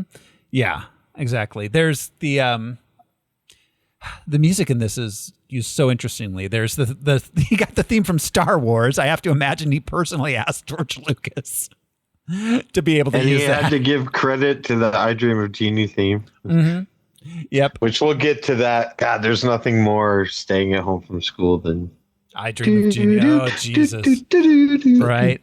Gene's complaint about them not doing a German song is funny because the Germans love the Beatles. Right. Well, and they did Dankeschön, which is a German song, but and it's the last semester of senior year. I don't know what Oktoberfest this is, but we won't. Oh, yeah. We won't mention it. We're right, because this was filmed not during Oktoberfest or not during the last June. But yeah, this was okay. So we'll get to that scene when we get to that scene. We'll talk about it then. But yeah, and Twist and Shout, obviously huge in this. I think this was the last major appearance of a Beatles recording in a movie before the rights went away. Yeah, because after that, it became hard. I remember the next time we really heard it was that Nike commercial with Instant Karma, and there was that, and that that wasn't exactly a Beatles song, but right. Well, the publishing rights. The first Beatles song that appeared on screen as like a Beatles recording, that was Tomorrow Never Knows in that episode of Mad Men. Wow. Because that's and they spent $2 million to play Tomorrow Never Knows in that episode of Mad Men. So the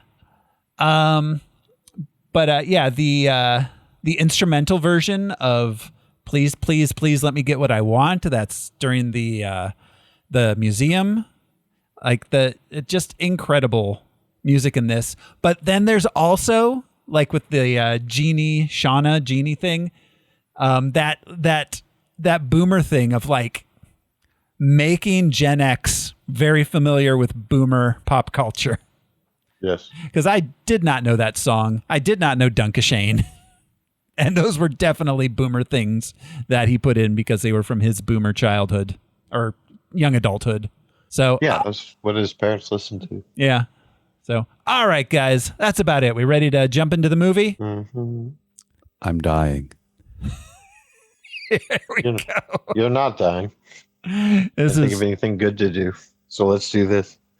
Here we go. This is Ferris Bueller's Day Off.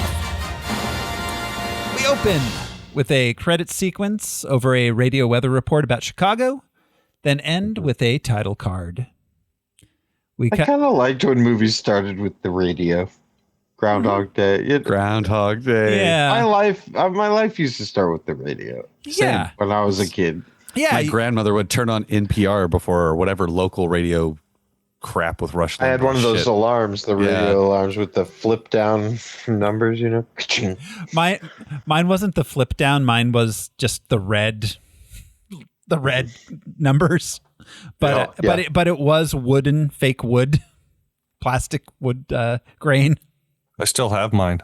Nice. No doubt. And every day I would wake up to the radio. Yeah. Tell it. So half the time it would be a DJ, half the time it would be some random song that was on the radio. Then we cut to a typical John Hughes, Shermer, Illinois suburban house. Today, in 2026, it probably cost $12 million. I was going to say somewhere around 6, but yes, for sure. All the houses in Shermer. Yeah. You ever seen a ghetto in Shermer? No. Where's the bad part of town? It's Chicago. Yeah. Where did Judd Nelson live? Exactly. Yes. Where did Judd? Outside. Yeah, right outside because of Chicago, this town. like most dense cities, you could be walking a few blocks and now you're technically in a different incorporated town. Do you know what I mean? So right next to Shermer, there's probably a trailer park. Yeah, exactly. Well, a lot of this was filmed in Highland Park. Uh-huh. Which anyone who's familiar, Highland Park is not the cheap part of town. No. Nope. And in fact, Cameron's house is that we see on, the stilts and everything has a name. When a house has a name, that's some rich people. It's a Frank bullshit. Lloyd Wright house. Uh-huh. Isn't it? Frank Lloyd Wright. I thought it was. What's it called? It's the. I can't remember. The Ferrari garage? It's not a Frank Lloyd Wright house. But it's not? No, it's not. But it does look a lot like a Frank Lloyd house. It's very similar. It is new modern. It's a James Speyer, who was a student of Ludwig Miles van der Rohe. One of my favorite civil engineers. There's the flank house on the Rock is in Wisconsin. Went there a couple times, but that's a Frank Lloyd Wright designed like crazy house. That house is huge and insane. This one's a Frank Lloyd wrong. Yeah. Anyways, we're in rich people land in the Chicago suburbs. Inside, we meet high school senior Ferris Bueller. He's pretending to be sick. His parents are there looking down on him. He says he needs to go to school. He has a test. So I'll just real quick. point out Gene Siskel's bullshit. So yeah, the fourth wall stuff is very big in this movie, and he's referring to Annie Hall. That was one of the first times in popular culture where the characters stopped and talked. But what do you expect a high school student to say in his asides? Yeah. You know, Gene's expecting these nuggets of wisdom on the meaning of life or furthering his story. What do kids have to say? Brian, I'll say this. You work with kids. Kids are fine, this movie what do they have to say? Is more quotable than Annie Hall. Infinitely more. The wisdom in this movie, Woody Allen aside, just that wasn't has even Woody's staying power. idea.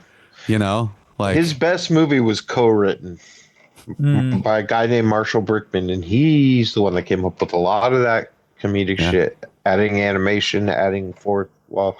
Otherwise, it would have just been a Woody Allen movie where he's just like gooning. Over we got plenty of those Woody Allen movies where it's just him gooning. Yeah. we know what we get. It took an actual comedy writer to help him out, but that's what I mean. Is these asides aren't meant to be exposition. I think Gene's missing that.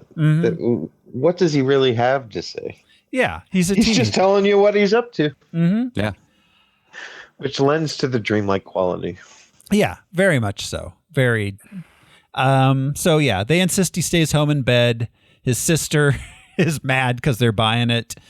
They leave for work. His sister leaves for school. And Ferris, we get our first fourth wall break. Can't believe they bought it. It's his 9th sick day. He gives some tips on faking sickness. He showers, gets ready, quotes John Lennon.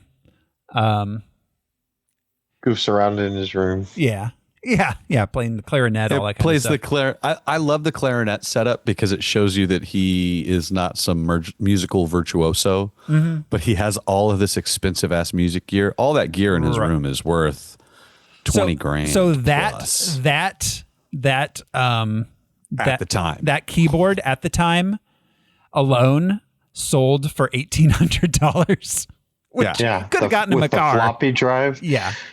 Could have gotten him a car. That's what he complains about. He asked for a car. He got a computer. Talk about being born under a bad sign. Yeah. Because again, what is Ferris Bueller good at? Except, it goes back to Tom Sawyer. Just conning people is what he's good at. Yeah, he's a manipulator. Yeah. He's not a psychopath, but he's a sociopath. Yes. Cares about other people. Just can't imagine that they have an internal life like his own.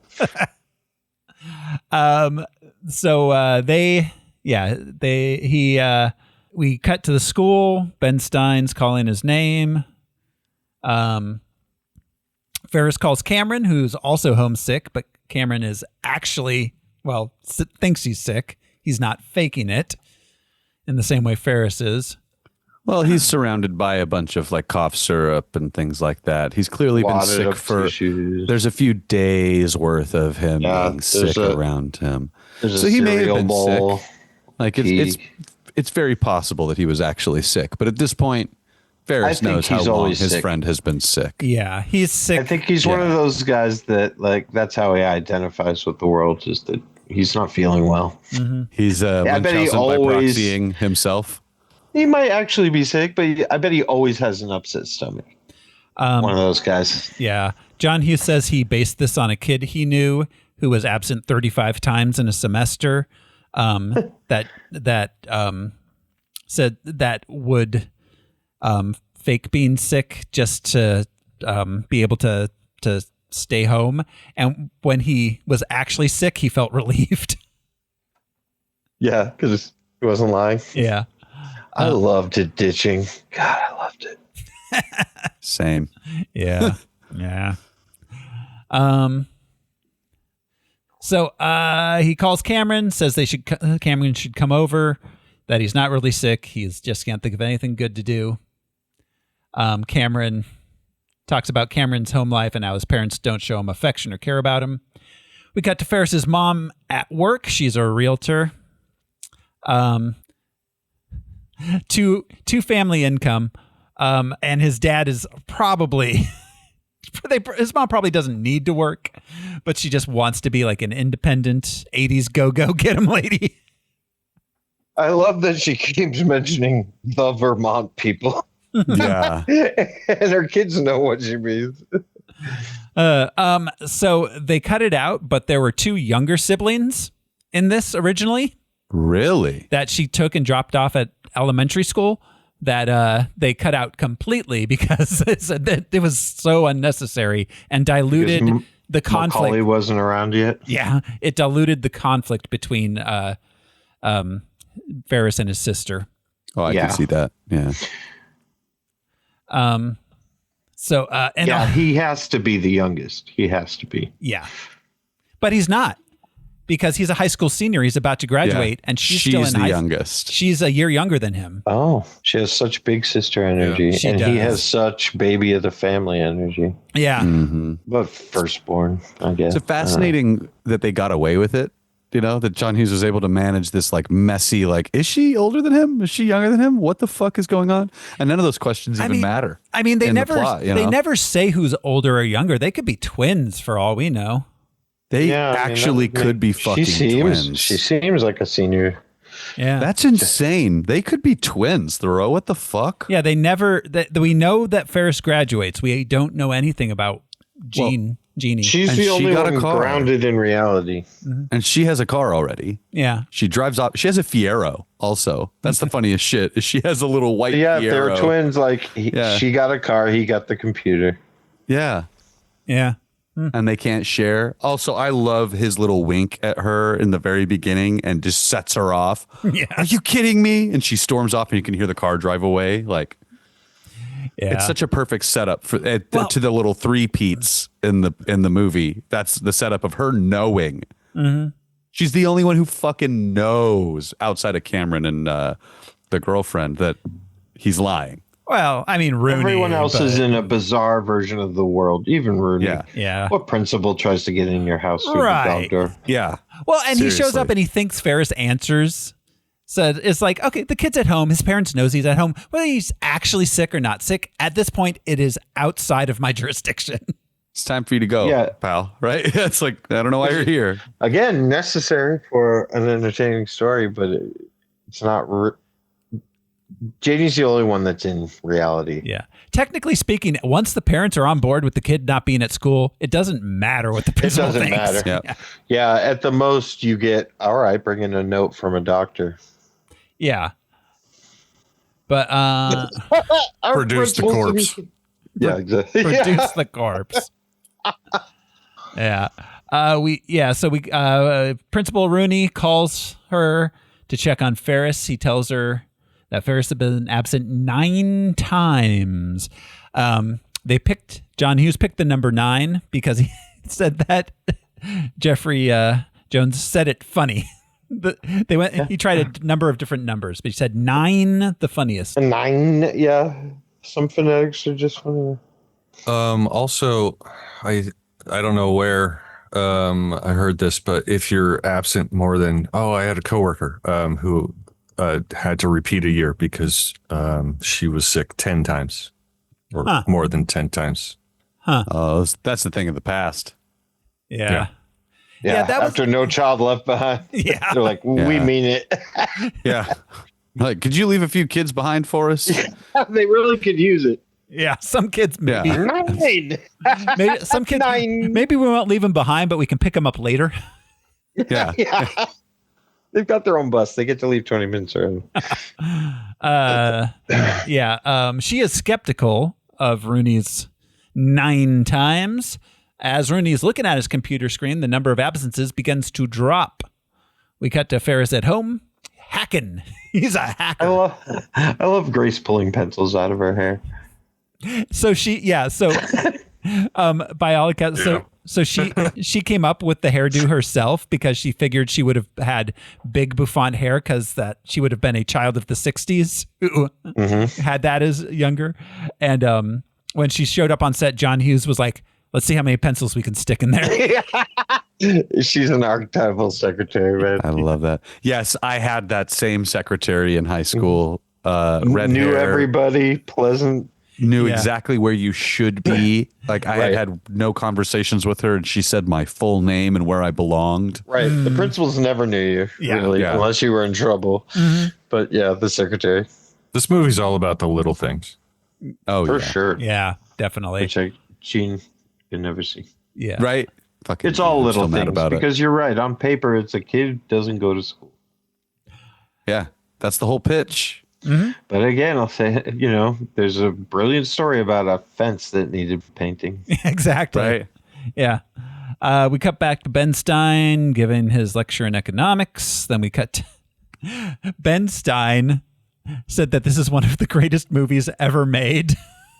Sure. Because he said, he's in it? he said it is the Gone with the Wind of the 80s, and he meant it because he was in it, because it gave him a career on screen. Yeah, he got kicked. That fucking dude. What a loser. Yeah. But I mean, that's iconic. We still do it now. Bueller. Yeah. Bueller, when Extremely somebody's iconic. not paying attention. Yeah. Fry. So yeah, we And the teacher that would do that, he wouldn't give you enough time to even try to answer. Just blank here, and then the second time he says it, he gives it blank economics, voodoo economics. Yeah, we cut to Jeannie in the hallway. Word's getting around that Bueller's out sick. Ferris calls the payphone at school, talks to some freshmen, tells them about how sick he is. If he dies, he's going to donate his eyes to Stevie Wonder. That's right. Yeah, so Because no one ever thought of that before. I love that. Like, give me to someone else. That was such a phone. Yeah. We all lived together after high school, and if I wasn't at home, it would just be like, just pass it to somebody else. Who else is there? Now I could not be bothered to answer a phone. No. Anybody that knows me wouldn't be calling. Back in the principal's office, Rooney and Grace scheme on how to catch Ferris. They think he's a righteous dude. They have the Bloods and Shermer. You're kind of like Dirty Harry. Yeah. Thank you, Grace. At home, Ferris is still trying to convince Cameron to come over. When his dad calls to check in on him, Cameron finally decides to go to Ferris's house. At school, the nurse comes and takes Sloane out of class because they received a call that her grandmother died. Florence Sparrow. Rooney doesn't believe the grandmother died, but he gets a call, ostensibly from Sloane's dad. Rooney thinks it's Ferris and begins insulting him. I'm sorry, I can't remember if it's here, but like I remember doing this too. The running down the hall, but then pausing for the tiny rectangular window of the room, and then running, and then walking, and then running. Yeah. With the leather soled shoes, though, it's even funnier. Just that like squeak, squeak, squeak, squeak, squeak. Yeah. Oh my God. Like, yeah. Grace gets a call from Ferris while Rooney is insulting the father. You, sir, are an asshole. I love that. Apparently, Alan Ruck was impersonating the director of some play that he was in. I can't remember which director. It reminds me of Tropic Thunder. What's his face? Len Grossman. Not Grossman. I can't think of his name. Barry. Oh, Bill Hader. Bill Hader. Bill Hader's impression in that is very this mid-Atlantic I'm not remembering. It's not as Boris Karloff, but it's kind of this weird old-timey voice that he does as the assistant. Yeah, it's that where it's it sounds like a cartoon. Yeah, like a Hanna-Barbera cartoon. Yeah, it's 100% it's like a bear, a cartoon bear or some shit. Yeah, I was thinking some random executive of rock industries in the Flintstones. Yeah, something. Flintstone. Yeah, exactly. Wasn't that guy's name Rock Nelson or something stupid like that? Mr. Slade. I mean, there is a Mr. Rock Slade. Nelson who's a real human being. No, I know, but I thought that they named him after him. It's Mr. Slade, though. You're right. Yeah. Then Mr. Sprocket. Yeah. So we see it's Cameron pretending to be Sloane's dad. Cameron insists that Rooney be outside with Sloane when they come to pick him up. That makes Ferris upset. He insists then that they take Cameron's dad's car, a 1961 Ferrari 250 GT Spider.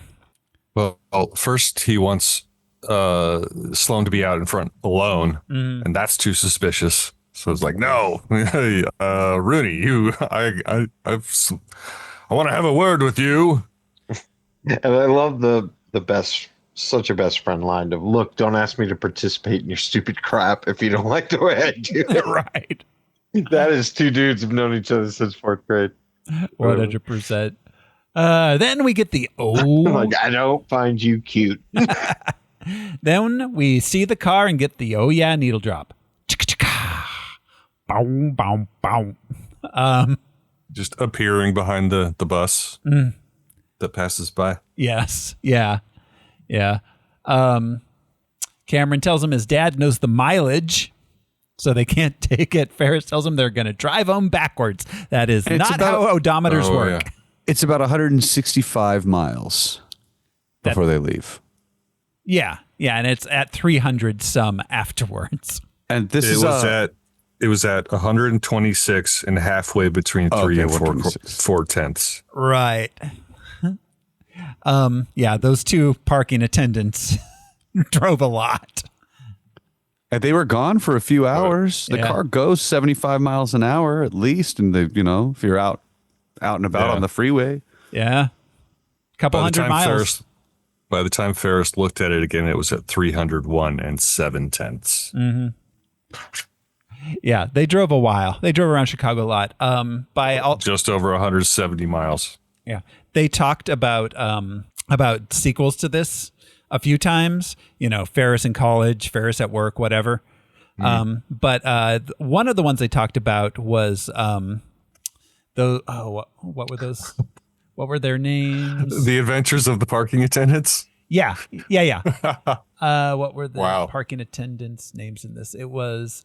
Well, the actor was Flash Jenkins and Richard Benson. It didn't say, but they had names for him. But it said, one of the sequels they talked about was just their day off and what they were up to driving around in the car. God. What they did in the car. Yeah. So, all right, they take the car. They go to pick up Sloane. Ferris is dressed in a hat, sunglasses, and a raincoat to pretend to be Mr. Peterson. He looks like Inspector Clouseau. He does. Yeah. In a suit. Yeah. Rooney becomes suspicious after Sloane gives Ferris a kiss. So that's what it's like in their family. Yeah. It's interesting. Do you have a kiss for daddy? Ferris dressed up in this. Dressed up in this suit before realizing he had to pretend to be. Oh. Yeah. Yeah. He goes through several costume changes before his day out. Yeah. Yeah, he does. The lederhosen. And one of them takes place in the car. Yes. Yeah. Oh, yeah, for sure. So then Cameron wants them to take the car straight home, but Ferris instead drives them into downtown Chicago. Back in school. The Loop, as it's known. Mm-hmm. Back in school, kids are collecting money to save Ferris. His sister gets mad about it. The way she swats that out of his hands. Yeah. And we get the first of our Save Ferris we see written several times, most famously on the big water tower a little later, which is why this movie is in this series, the band Save Ferris. Even the last shot of the movie, if you don't count Ferris coming back, telling you to leave, is that binder somebody wrote like it's a rock band, like Wild Stallions. Exactly. Yeah. Save Ferris. Rooney calls around to the Petersons' house. Where's that money going to go? Right. He collects a whole can. I don't think he's going to steal it because they do love him. Yeah. But are they just going to go and give the money to Ferris when he shows up at school the next day? Or any hospital? Yeah. They get him a new kidney is what they said. He calls the Peterson house. They did the answering machine on there, which directs him to call another answering machine, which they say is the mortuary. He's convinced that the kids are doing it. He's not wrong. He decides he's going to catch Ferris. Meanwhile, in Chicago, Ferris, Cameron, and Sloan leave the car with 2 parking attendants who immediately drive away to have their own adventure. One of my favorite asides is just the look that Ferris gives. He's like, what country do you think this is? And then a quick look. Like, all right, he got me. Hey, do you speak English? Is his first question to this man. Yeah. Like, you want your car to get stolen or not? Yeah. So upper middle class white. Yeah. Yeah. So upper middle class white. It's like, you have on coveralls. Surely you But don't speak I do English. like him acknowledging that, like, oh, whoops. Yeah, that's what that look is. It's one of the funniest ones. No, and in that moment, Ferris knows they're going to do something to the car. He just doesn't care. Yeah, I think he always knew that. But he realizes his privileged racism there for a second with one glance. Yeah. So the 3 go visit the Sears Tower Observatory. Cameron can't stop thinking about his dad. Again, John Hughes said a lot of stuff about the stuff that wasn't on screen. He said that was Cameron's dad that he saw on the sidewalk. What is he, John Carpenter out here? Like, Right. yeah, I know who is actually the one who's dead. Yeah. Who's like why? I love John Carpenter doing that. It's my favorite thing that he keeps popping up and elaborating on the thing. But that's what this feels like. I think it lends prudence to it being Cameron's dream. Interesting. Yeah. He's having the most introspective moments, which is intentional. Yeah. But even the silent ones, his experience at the museum is different than everybody else's. Very much so. That museum sequence is fantastic. The museum is fantastic. The Art Institute. When I lived there, they probably still do it, but the Ford Motor Company sponsored a day, so it was Ford Thursdays, and it was free all day long. I took McJunkin there. I took my sister there. I went almost every Thursday. It's gorgeous. It's our little Louvre. Yeah. The one that he sees, what's it called? The Monet one. Picnic. The picnic. It has like a long name, like picnic in the place, whatever. Didn't stay at the Art Institute of Chicago. It was at the Met when I saw it in like 2003 or something. But those big famous ones move around from time to time. Sure. Cameron. Can't stop thinking about his dad. They go to the stock exchange. Ferris asks Sloan to marry him.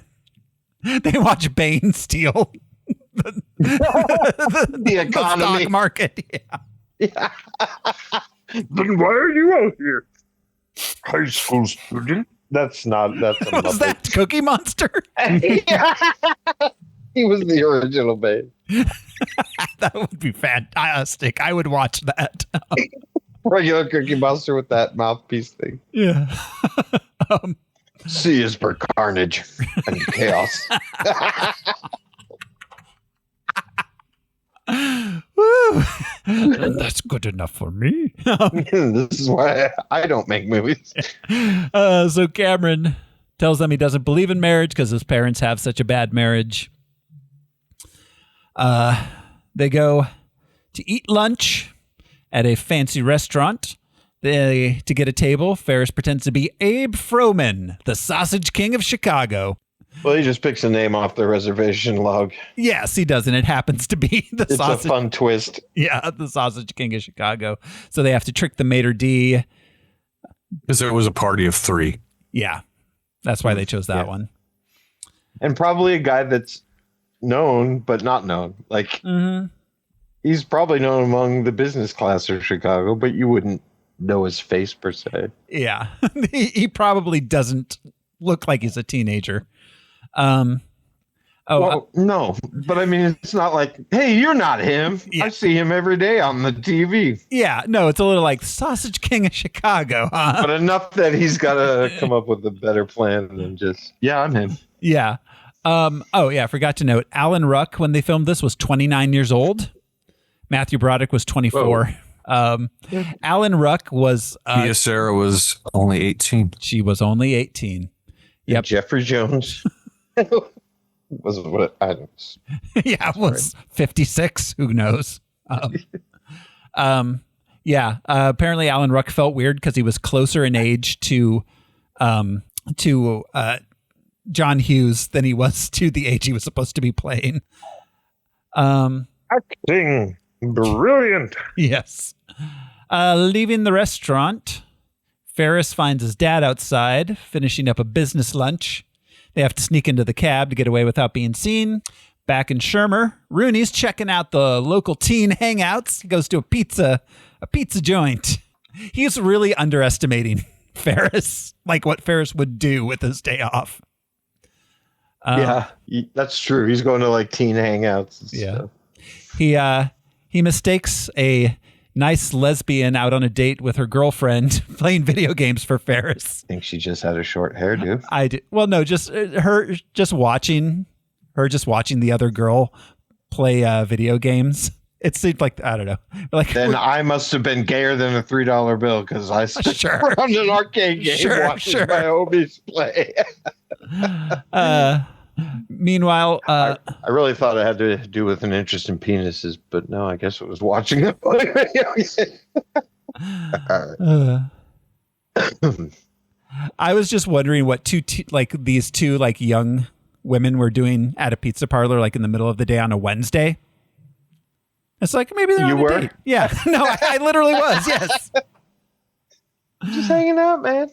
The 80s, we just hung out. You can't do that anymore. You could just go to a pizza parlor, and they call them parlors. When did pizza places stop being parlors? That's what I want to know. That's interesting. You get your hair done and a pie. Yeah. It's a pizza den now. Pizza family room. So Ferris, Cameron, and Sloane go to a baseball game. I noticed for the first time Sloane's doing homework at the baseball game. She's not interested. And the two of them are having their bonding moments. They're both enjoying it. And Wrigley Field is just great. Yeah. So Ferris, they're at the game. Meanwhile, back at school, Jeannie has had enough of her brother getting away with skipping. She leaves school herself. Meanwhile, Rooney shows up at the Bueller home. Ferris has rigged up an intercom with a recording. Rooney eventually sees through the recording. Takes him a little too long. He goes around to the backyard where he loses his shoe in the mud and gets chased by the family Rottweiler. Meanwhile, we briefly check in with the parking attendants who have been driving the car around. Get a Star Wars needle drop. So he changed his computer records to show they didn't have that many absences. So is it if Rooney catches him in the act being truant, he'll flunk? I mean, it doesn't need to be answered. It's not an unanswered question. No, he's just obsessed with, it's a Moriarty thing. Like, damn it's a Moriarty thing. He's gotten me for the last. Yeah, he's really not thinking through. Like, yeah, you're right. Because Ferris is in no danger. Even if Rooney catches him, like what? He's going to make him repeat all of senior year? Like, come on. No. His ad executive dad is going to hire a lawyer and make Rooney rue the day. Yeah, that's true. Plus, Rooney catches him at home. Even if first off, the parents are going to be like, why are you in our house? And secondly, well, there's that, and that comes up. But secondly, secondly, there's even if they see Ferris went out back, be like, oh, I'm sorry, I heard something with the dog, so I came to check on him. You found him at home. That's where he's supposed to be. Exactly. Yeah, right. Even in the first place, when he thinks Ferris is at home in his bedroom, he's at home in his bedroom. Whether he actually has an illness or not, he's where his parents think he is. So then we get the Art Institute of Chicago scene. Cameron has an existential crisis to an instrumental cover of a Smiths song. It's interesting. This was a instrumental cover by the Dream Academy, who were a fairly well-known new wave band in their own right in the 80s. He has a poster in his room. Yeah. There's also a Simple Minds poster in his room, which was a the Killing Joke. Yeah. Yeah.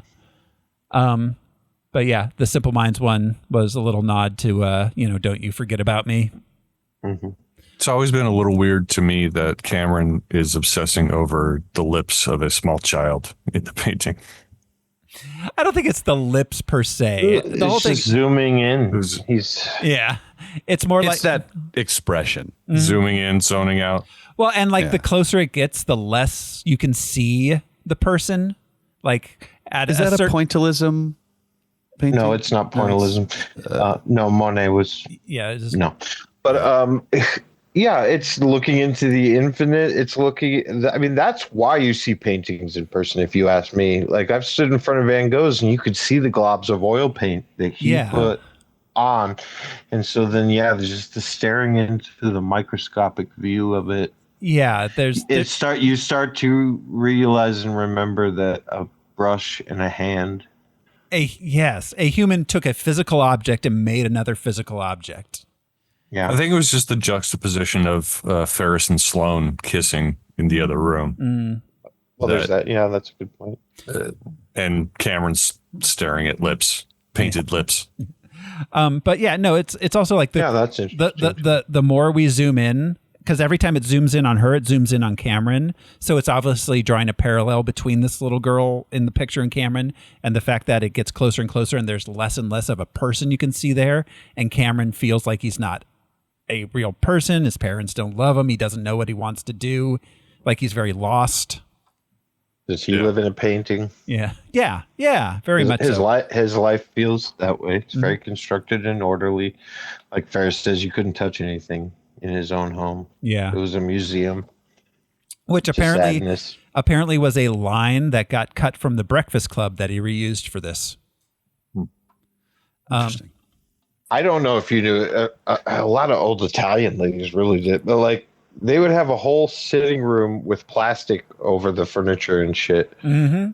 It's like they were waiting for the Pope to visit or something. One can, you can't sit in that room. There. Yeah. Yeah. My grandmother used to hate anyone laying on a couch. It ruins the couch. It's like, what's the couch for? What's the couch for? Yeah, it was an endless loop. Yeah. So they leave in the cab. They end up in traffic next to Ferris's dad. They manage to avoid being seen. Just small behind the scenes note: he was actually tickling Mia's era in that scene. Traffic is stopped because, although this takes place apparently in May or June, it's Von Steuben Day Parade. The Von Steuben Day Parade. So it's not Oktoberfest. Let's talk, which does take place in October. It was October, but yeah. Oh, does it? Yeah, Von Steuben Day. He was a gay German general that came to help out Washington. He was like a strategic genius. Okay.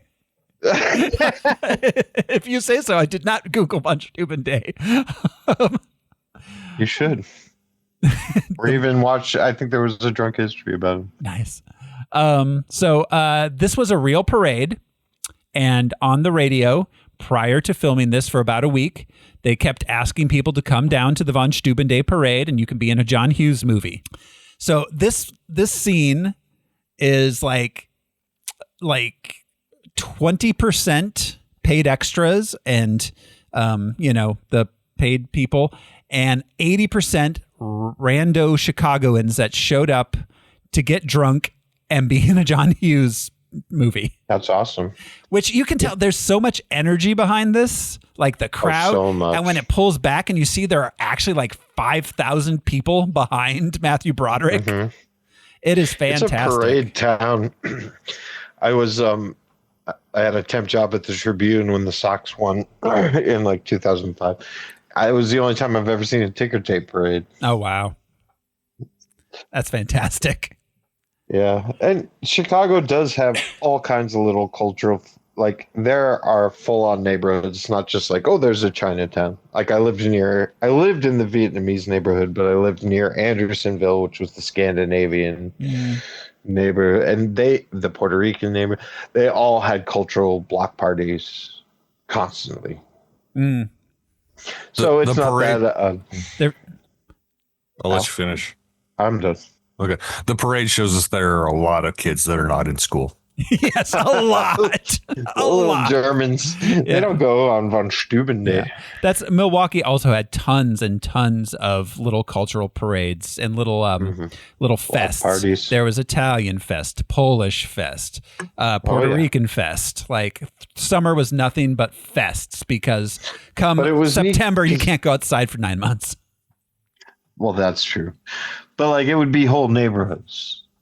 And, like Andersonville was like Swedish families that had been there for generations and generations. So it wasn't just like the little block parties. It was whole little cultures in a few blocks. And then, I was in Little Saigon.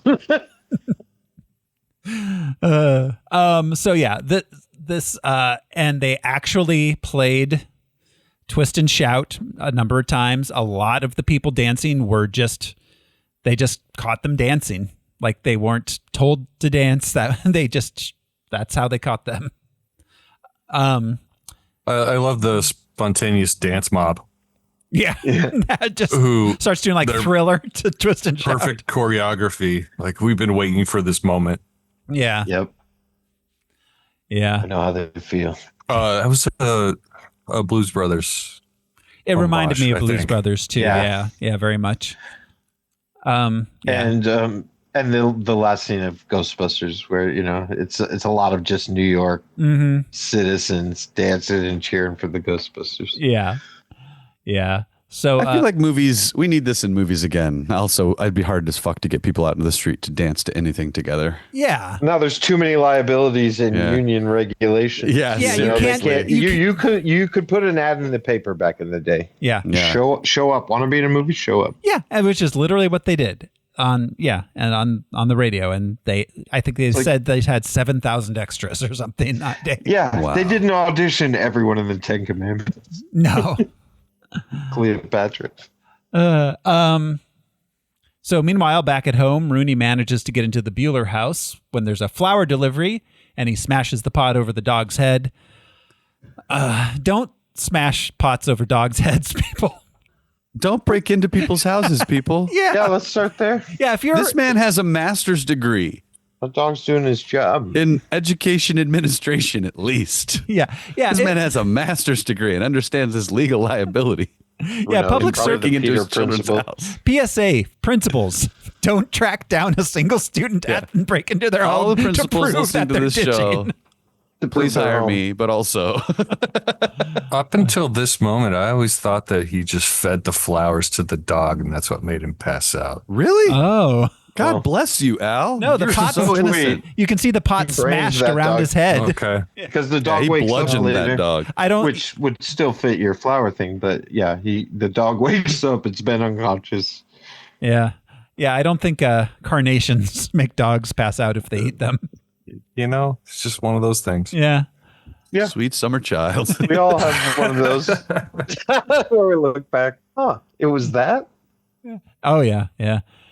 Some of them were like, I can't remember what I'm thinking of specifically right now, but sometimes there were things that I only watched on VHS, and later on watching the full screen one that wasn't cut off, I was like, oh, there's entirely something else happening here that I never realized.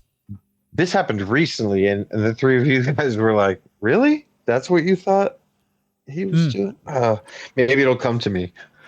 But it was one of those, like, for all those years, I thought it was this. Damn. Oh, there was something in this I didn't realize until I watched it with this is the first time I ever watched Ferris Bueller with the subtitles. When they're in when they're at the baseball game, I always baseball game. Yeah. I always thought he was saying Kennedy, Kennedy, Kennedy, and I was like, why is he saying Kennedy? What Kennedy? I was like, maybe that's a baseball player's name. No, I went to enough ball games. He can't hit. Kennedy. That's funny. Weird. Yeah. No, I remember all thing. You didn't play baseball, did you, Thoreau? No, not for a team. Okay. No. pickup game. Like as a kid, that was the thing that we would say, though. You say Thoreau was that's with just the like Rockies for a while when he was 9. Not with a team. Oh, I mean, it's the Rockies. Baseball. It's like he played with the Orioles or something. I wasn't in Little League or anything. Basketball, okay, you could play that alone, I suppose. No. Yeah, I played baseball, but fuck teams. No, I meant I didn't play like Little League or anything. Yeah, I played pickup games. I know what you meant. With the neighborhood kids. Yeah, of course. Well,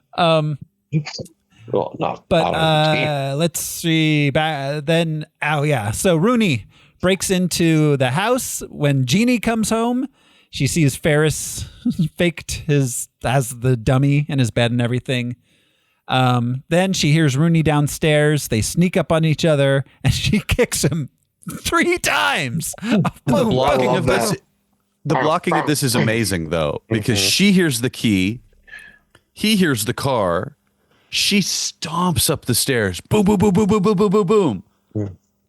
He did such a good job coming home of framing this whole encounter in the kitchen, because otherwise you'd be like, how did this happen? Mm-hmm.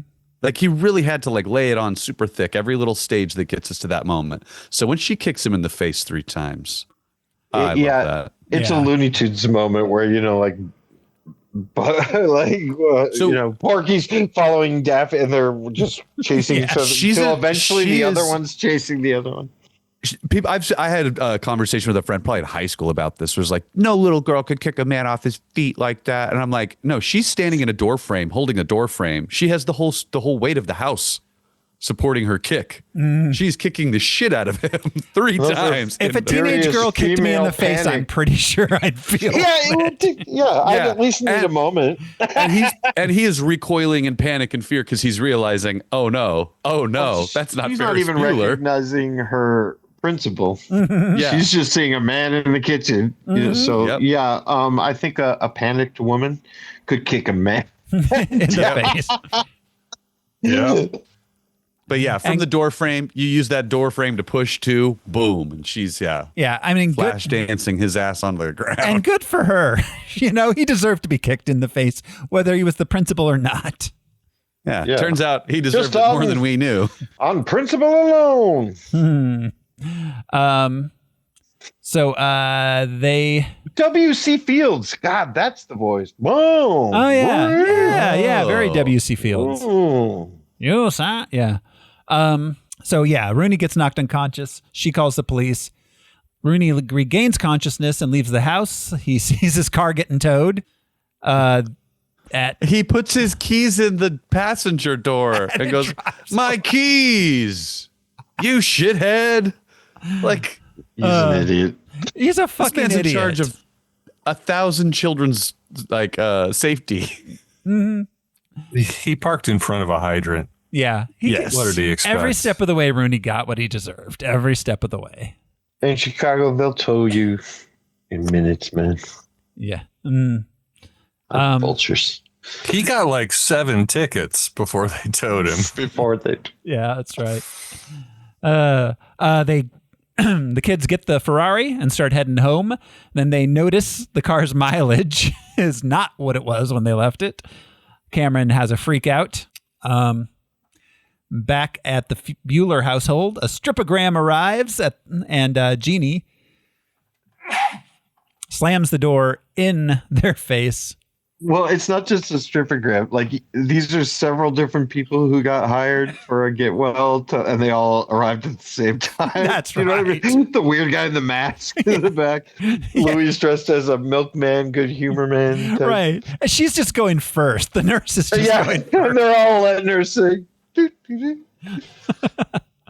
it has the classic, like you the last word is a curse word, and you you cut it off. A nurse who likes to. Just funnier than the swear word sometimes. The other 3 were waiting to see what would happen. Yeah. They were for their turn. Yeah, I'm a magician. They wanted to watch, maybe. The stripper. Yeah, exactly. Out of respect, have her go first.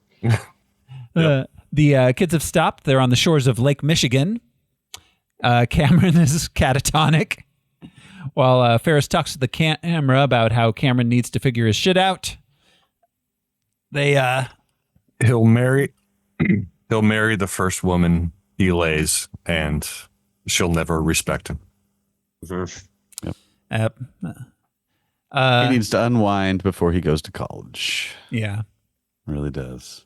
Yeah, you can't go with a loaded gun like that. Yeah. They go to a pool where Cameron falls in on purpose, almost drowning. Ferris jumps in, pulls him out. Cameron comes out of his fugue state. It's his graduate moment. Yeah. Yep. Hello, darkness, my old friend. Yep. Jeannie gets taken to the police station for making a fake call to the 911. There she meets the guy who's in for drugs. That still to this day, every time I laugh at it. Drugs? No, I'm straight. No, thank you. And I love, at least TV and movies taught us this, that back in the day, suspects just sat in a chair and waited. Yeah. Yep. They didn't get up and run away. All of Night Court told me that. Just like, should we cuff this drug addict? No, we'll get to him. It's just give him a magazine. Yeah, it's a nice couch. It's like a barbershop or a doctor's office, you know? Right, now, don't you go anywhere while I do this paperwork. Yeah, they're going to call his name in a little bit, and he'll go into the office. Got a little deli number. Yeah, so he tells her not to worry about what Ferris is doing, worry more about herself. Back at Cameron's... Oh, you know him? Yeah. Amazing. So good. At There's a guy that can help you with that. Even the dread. If you say Ferris Bueller. So ostensibly he could get this guy off a drug rap. Yes. Is what he's thinking. He's a fixer. He's the Shermer fixer. I mean, he kind of is. He's getting me out of summer school. You know, absolutely, he's the fixer. He helped me He helped me pass this test. Mm-hmm. And yet, it doesn't matter whether it's nefarious or legit means. He's gonna get it. He's gonna make it happen. Yeah, right. Just don't ask how. Yeah, that's the con man in him. Yep. At Cameron's house, they've jacked up the car and they're running it in reverse to try to rewind the odometer. And not how odometers work at all. Be neat. Yeah. Cameron freaks out. He's mad at his dad. He goes on a rant, starts kicking the car. He loves his car more than me. Then at the end, he feels better. He's like, oh, he's going to come home. He's going to see this. I can't hide this. Then Catharsis. Catharsis, yeah. Yes. Then and the door, like, finally we're going to talk. Mm-hmm. We've been passing each other like ghosts in a hall. Yeah. Finally, he's going to have to look at his son and fucking talk to him. Yeah, I may be in trouble, but at least he will acknowledge I exist. Right. And then he puts his foot on the car and goes through the window. Apparently, John Hughes was approached by many an angry car collector in the years after for destroying an actual spider, which he had to keep telling them, it was a fake car. We didn't destroy a real car. Thank God. Not like that accident in what's it? The Hateful Eight? Yes. Yeah. God, the Martin guitar. Fuck. Yeah. Yes. But this is like a $500,000 car. Yeah. Yeah. Now, at the time. Now they're $15 million to buy one of these things. Yeah, they're collector items only made, well, fries in Italy, but I mean, like, only sold. Yeah. They said there's 100 that were ever made, right, in the movie. Yeah. Mm-hmm. Yeah. So I mean, that makes. I don't think they shipped them anywhere even. Yeah. Tens of millions of dollars. Yeah. Crazy. Yeah. Incredible car. But yeah, I love that story though, that people were mad. And he's like, have you ever seen a fucking movie before? Right. Right. Like, Jesus Christ. The Datsun that we make fake stuff. Yeah. Right. Yeah. We make fake It's stuff. like, you ever watch a guy punch through a wall like that and then climb through it? Like, yeah. It's like Trevor in the Planet of the Apes. Like, I got something to tell you. Once The I Kool-Aid saw Man that isn't apes a could real act- guy. Well, once I saw that apes could act, I knew I could do anything. Oh my God. Yeah. So yeah, God, they Trevor. made a bunch of cars that they put on like chassis that could drive with like fiberglass bodies. Yeah, I'm sure it took some doing to figure out how to get it exactly to do that. Sure.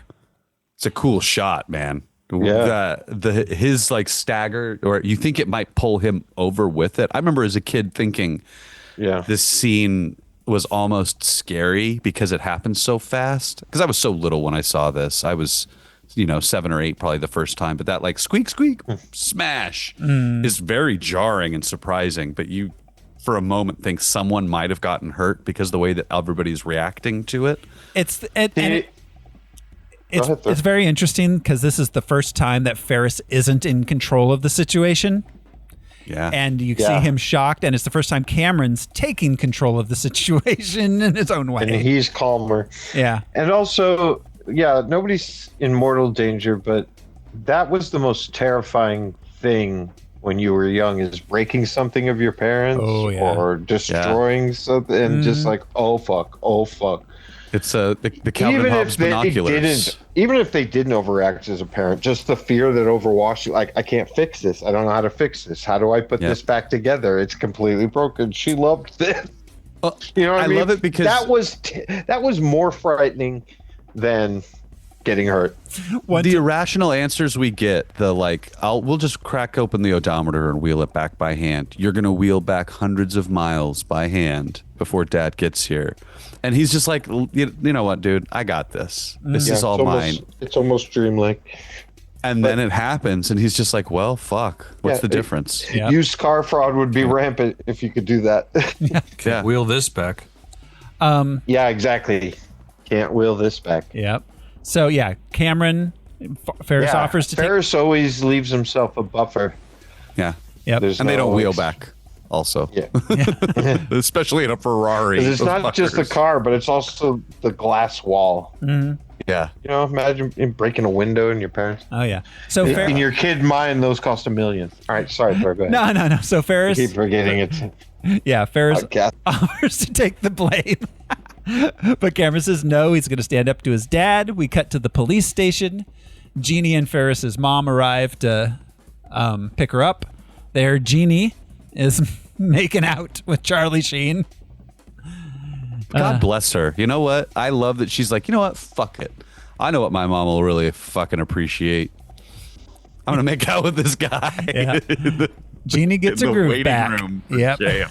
Yeah, making out with a guy that, yes. I love the mom just like, because that dude's probably got to be 24 years old. But also she's a teenager. The scene with them just before, she's clenching her fist to punch this guy, and then they're making out. I love everything about that though, because it gives Janie agency in these like creepy mix match age things that we do in the 80s. She is like, you said the name, I'm gonna punch you in the nuts, and that's the fun of like being a girl and being empowered in that situation, as far as my understanding as a dude. But like, you know what? This is the most fun I've had all day. Everything has been miserable until now. Like, it gives her turned on control. by that. Yeah. After dropping Sloan off at home, Ferris has to do his famous run through the neighborhood. Beep boop beep boop. Yeah. Some of the greatest needle drops of all time, man. Yeah, fantastic. It's like songs that have no context outside of this movie. Yeah. He gets nearly hit by Jeannie's car as she and her mom are driving home. So then it's a race between him and Jeannie to get home. So the beat two is they're kicking Rooney in the face, right? Because he winks at her. She knows he's lying. Rooney is in the kitchen, so she is like on a side quest now. There was a rapist in my house, and now she's back on target. She sees him outside the house. She's racing his ass home. She's back to like, oh fuck, I'm gonna bust him. I'm finally gonna get what I want, and I got to make out with the hot guy. Everything's coming up Janie. Yeah, but or Shauna. Yeah. So Ferris gets home first, but Rooney is there. He got the key underneath the rock. Jeannie sees them through the window, but then at the last minute, she decides to rescue Ferris. She save Ferris? She saves Ferris. Huh. Says that trying to walk home from the hospital. She said, they are cut from the same fucking cloth. She is just as good of an improviser as he is. Yeah. What is it that the secretary says? Another complaint? You coming in with another complaint, Janie? Yeah. She is the Who's opposite harassing you side. now? Yeah, who's harassing you now? Mhm. What is it now? Yeah. But her turn to like, oh, we're so glad you're okay. Also, the wallet. And she has Rooney's wallet. Yeah. Mr. Rooney, you left your wallet on the kitchen floor. Yep. Holy shit. Yeah, she could majorly fuck him right then if she wanted to. He could go to prison for the rest of his life. Mm-hmm. Yep, but she throws it out. We get the dog. And Ferris is able to run upstairs, jump in bed right as his parents come home. They believe that he's been there all day. They leave. He has his second to last fourth wall break. We have a Chekhov's gun that we did not know we had, which is the baseball. I think I broke my thumb. I might have broke my thumb. And he's like, ow, ooh, earlier. And then he puts the ball in his pocket. Yeah. And in this moment, the ball is all he has to save his ass. Yeah, and he has to throw it at the stereo to turn off the snoring. I love parents coming to the door and you hear, bang! Yeah. And your kid is asleep. Huh. No, if they're on the other side of the door, they have no way of knowing what's happening in that room, period. Throwing a baseball at a stereo is loud. Sure. I just love it. So credits roll over, oh yeah, one last time, as Rooney has to get a ride home on the school bus. He sits down next to the girl, the gummy bears. They were in my pocket. They're still warm. Yeah. I love how there's stuff going on through the whole credits. Mm-hmm. The whole bus scene runs the length of the credits. Yeah, no, this movie has from beginning to end, there's not a single second of screen time that's wasted. And then we get, what is this? This has to be the first famous after credits scene. It's there may have been ones before it, but when the credits end and he says, "You still here? It's over. Go home." Yeah, which we get in Deadpool. There have been a couple of other cartoons and things that have done it too. Yeah, but this is the first one I can think of that had an after credits scene, but it also had a credits scene. So yeah, and that's it. That is Ferris Bueller's Day Off. Fantastic movie. I have one unanswered question. Whose pool did they go to? Whose house was that when they were in the pool? That's Ferris's pool. Is it? No. He's sitting outside by the pool drinking cocktails in the chair. Isn't that his pool? That's not Ferris's pool because he has to run home. Yeah, he wouldn't be hanging out at his house. It might be Sloan. It might be Sloan's pool. Oh, yes. They're in it's Sloan's backyard. Because I noticed she has a huge... At first, I was like, why are those two houses so close together with the same brick steps? And I realized that was just a huge house. Uh-huh. Yeah, it is Sloan's. Yeah. That makes sense. Okay. Oh, and they need to be rich to pick her up. We can't pull up in your car. Right. So she's even richer than them. Yeah. So if they think she's rich. There was the whole thing earlier. This is regardless of the richness, but she asked Cameron, like, "Did you see me change out of my clothes?" Oh yeah, yeah. She was changing because it was her house, and she has her swimsuit there. Well, That's where she keeps it. Actually, she keeps her swimsuit at home. No, she's in her lingerie. She's not even in a swimsuit. We should wrap it up before Al has to log back in. Yes. So yeah, that's about it. I assume this is going to be all thumbs up from us. Mm-hmm. Yes. Yeah. Yes. All right. Yeah, great movie. Ferris Bueller. It's very, very formative. Oh, and to answer Josh's questions, whose dream? I think it's more Cameron than Ferris. I think so. I think it's more Cameron's dream.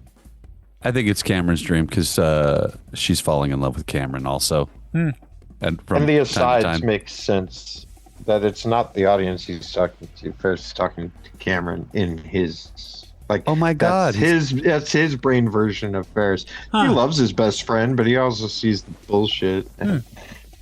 Interesting. So Ferris is turning and talking to him in his mind's eye.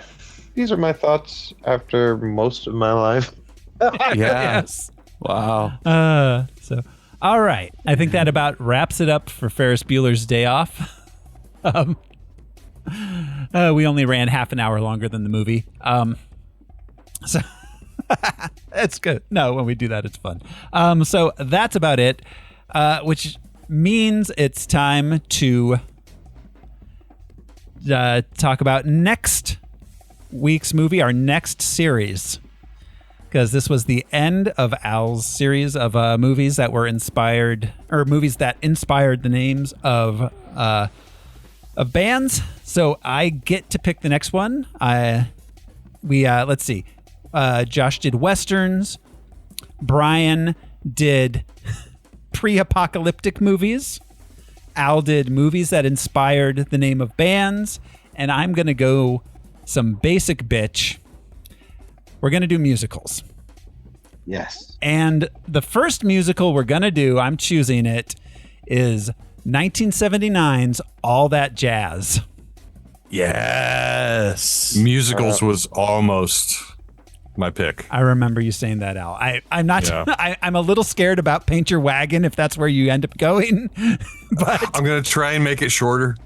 I mean, musicals are long. Yeah. They just are. But yeah, we're going to be doing the Bob. This might be our chance. The butthole cut. Oh God! Oh! I did watch it. Our chance I did for watch Jellicle it. Cats. Oof. We'll see. So yeah, we'll be doing All That Jazz next week, which is a fucking fever dream, crazy ass movie. Bob I haven't seen that in 20 years. Bob Fosse wrote and directed it about himself. So. That's Roy Schneider or Joel Grey? Yeah. Joel Grey was in Cabaret. Yeah, it's Roy Schneider. Yeah. All right. Crazy. So that is going to be next week on Harmless Phosphorescence. Until then, thanks for hanging out with us, everybody. This has been your host, Throw Smiley, and I have to go get my cheese. It's been left out in the wind. We're Josh Cece, and if we all played by the rules, we'd be in gym right now. You're a very generous individual. Come back anytime. I'm Brian Lesh. When Alaric was in Egypt's land, let my Alaric go. I'm Alaric Weber. You're dying, Al.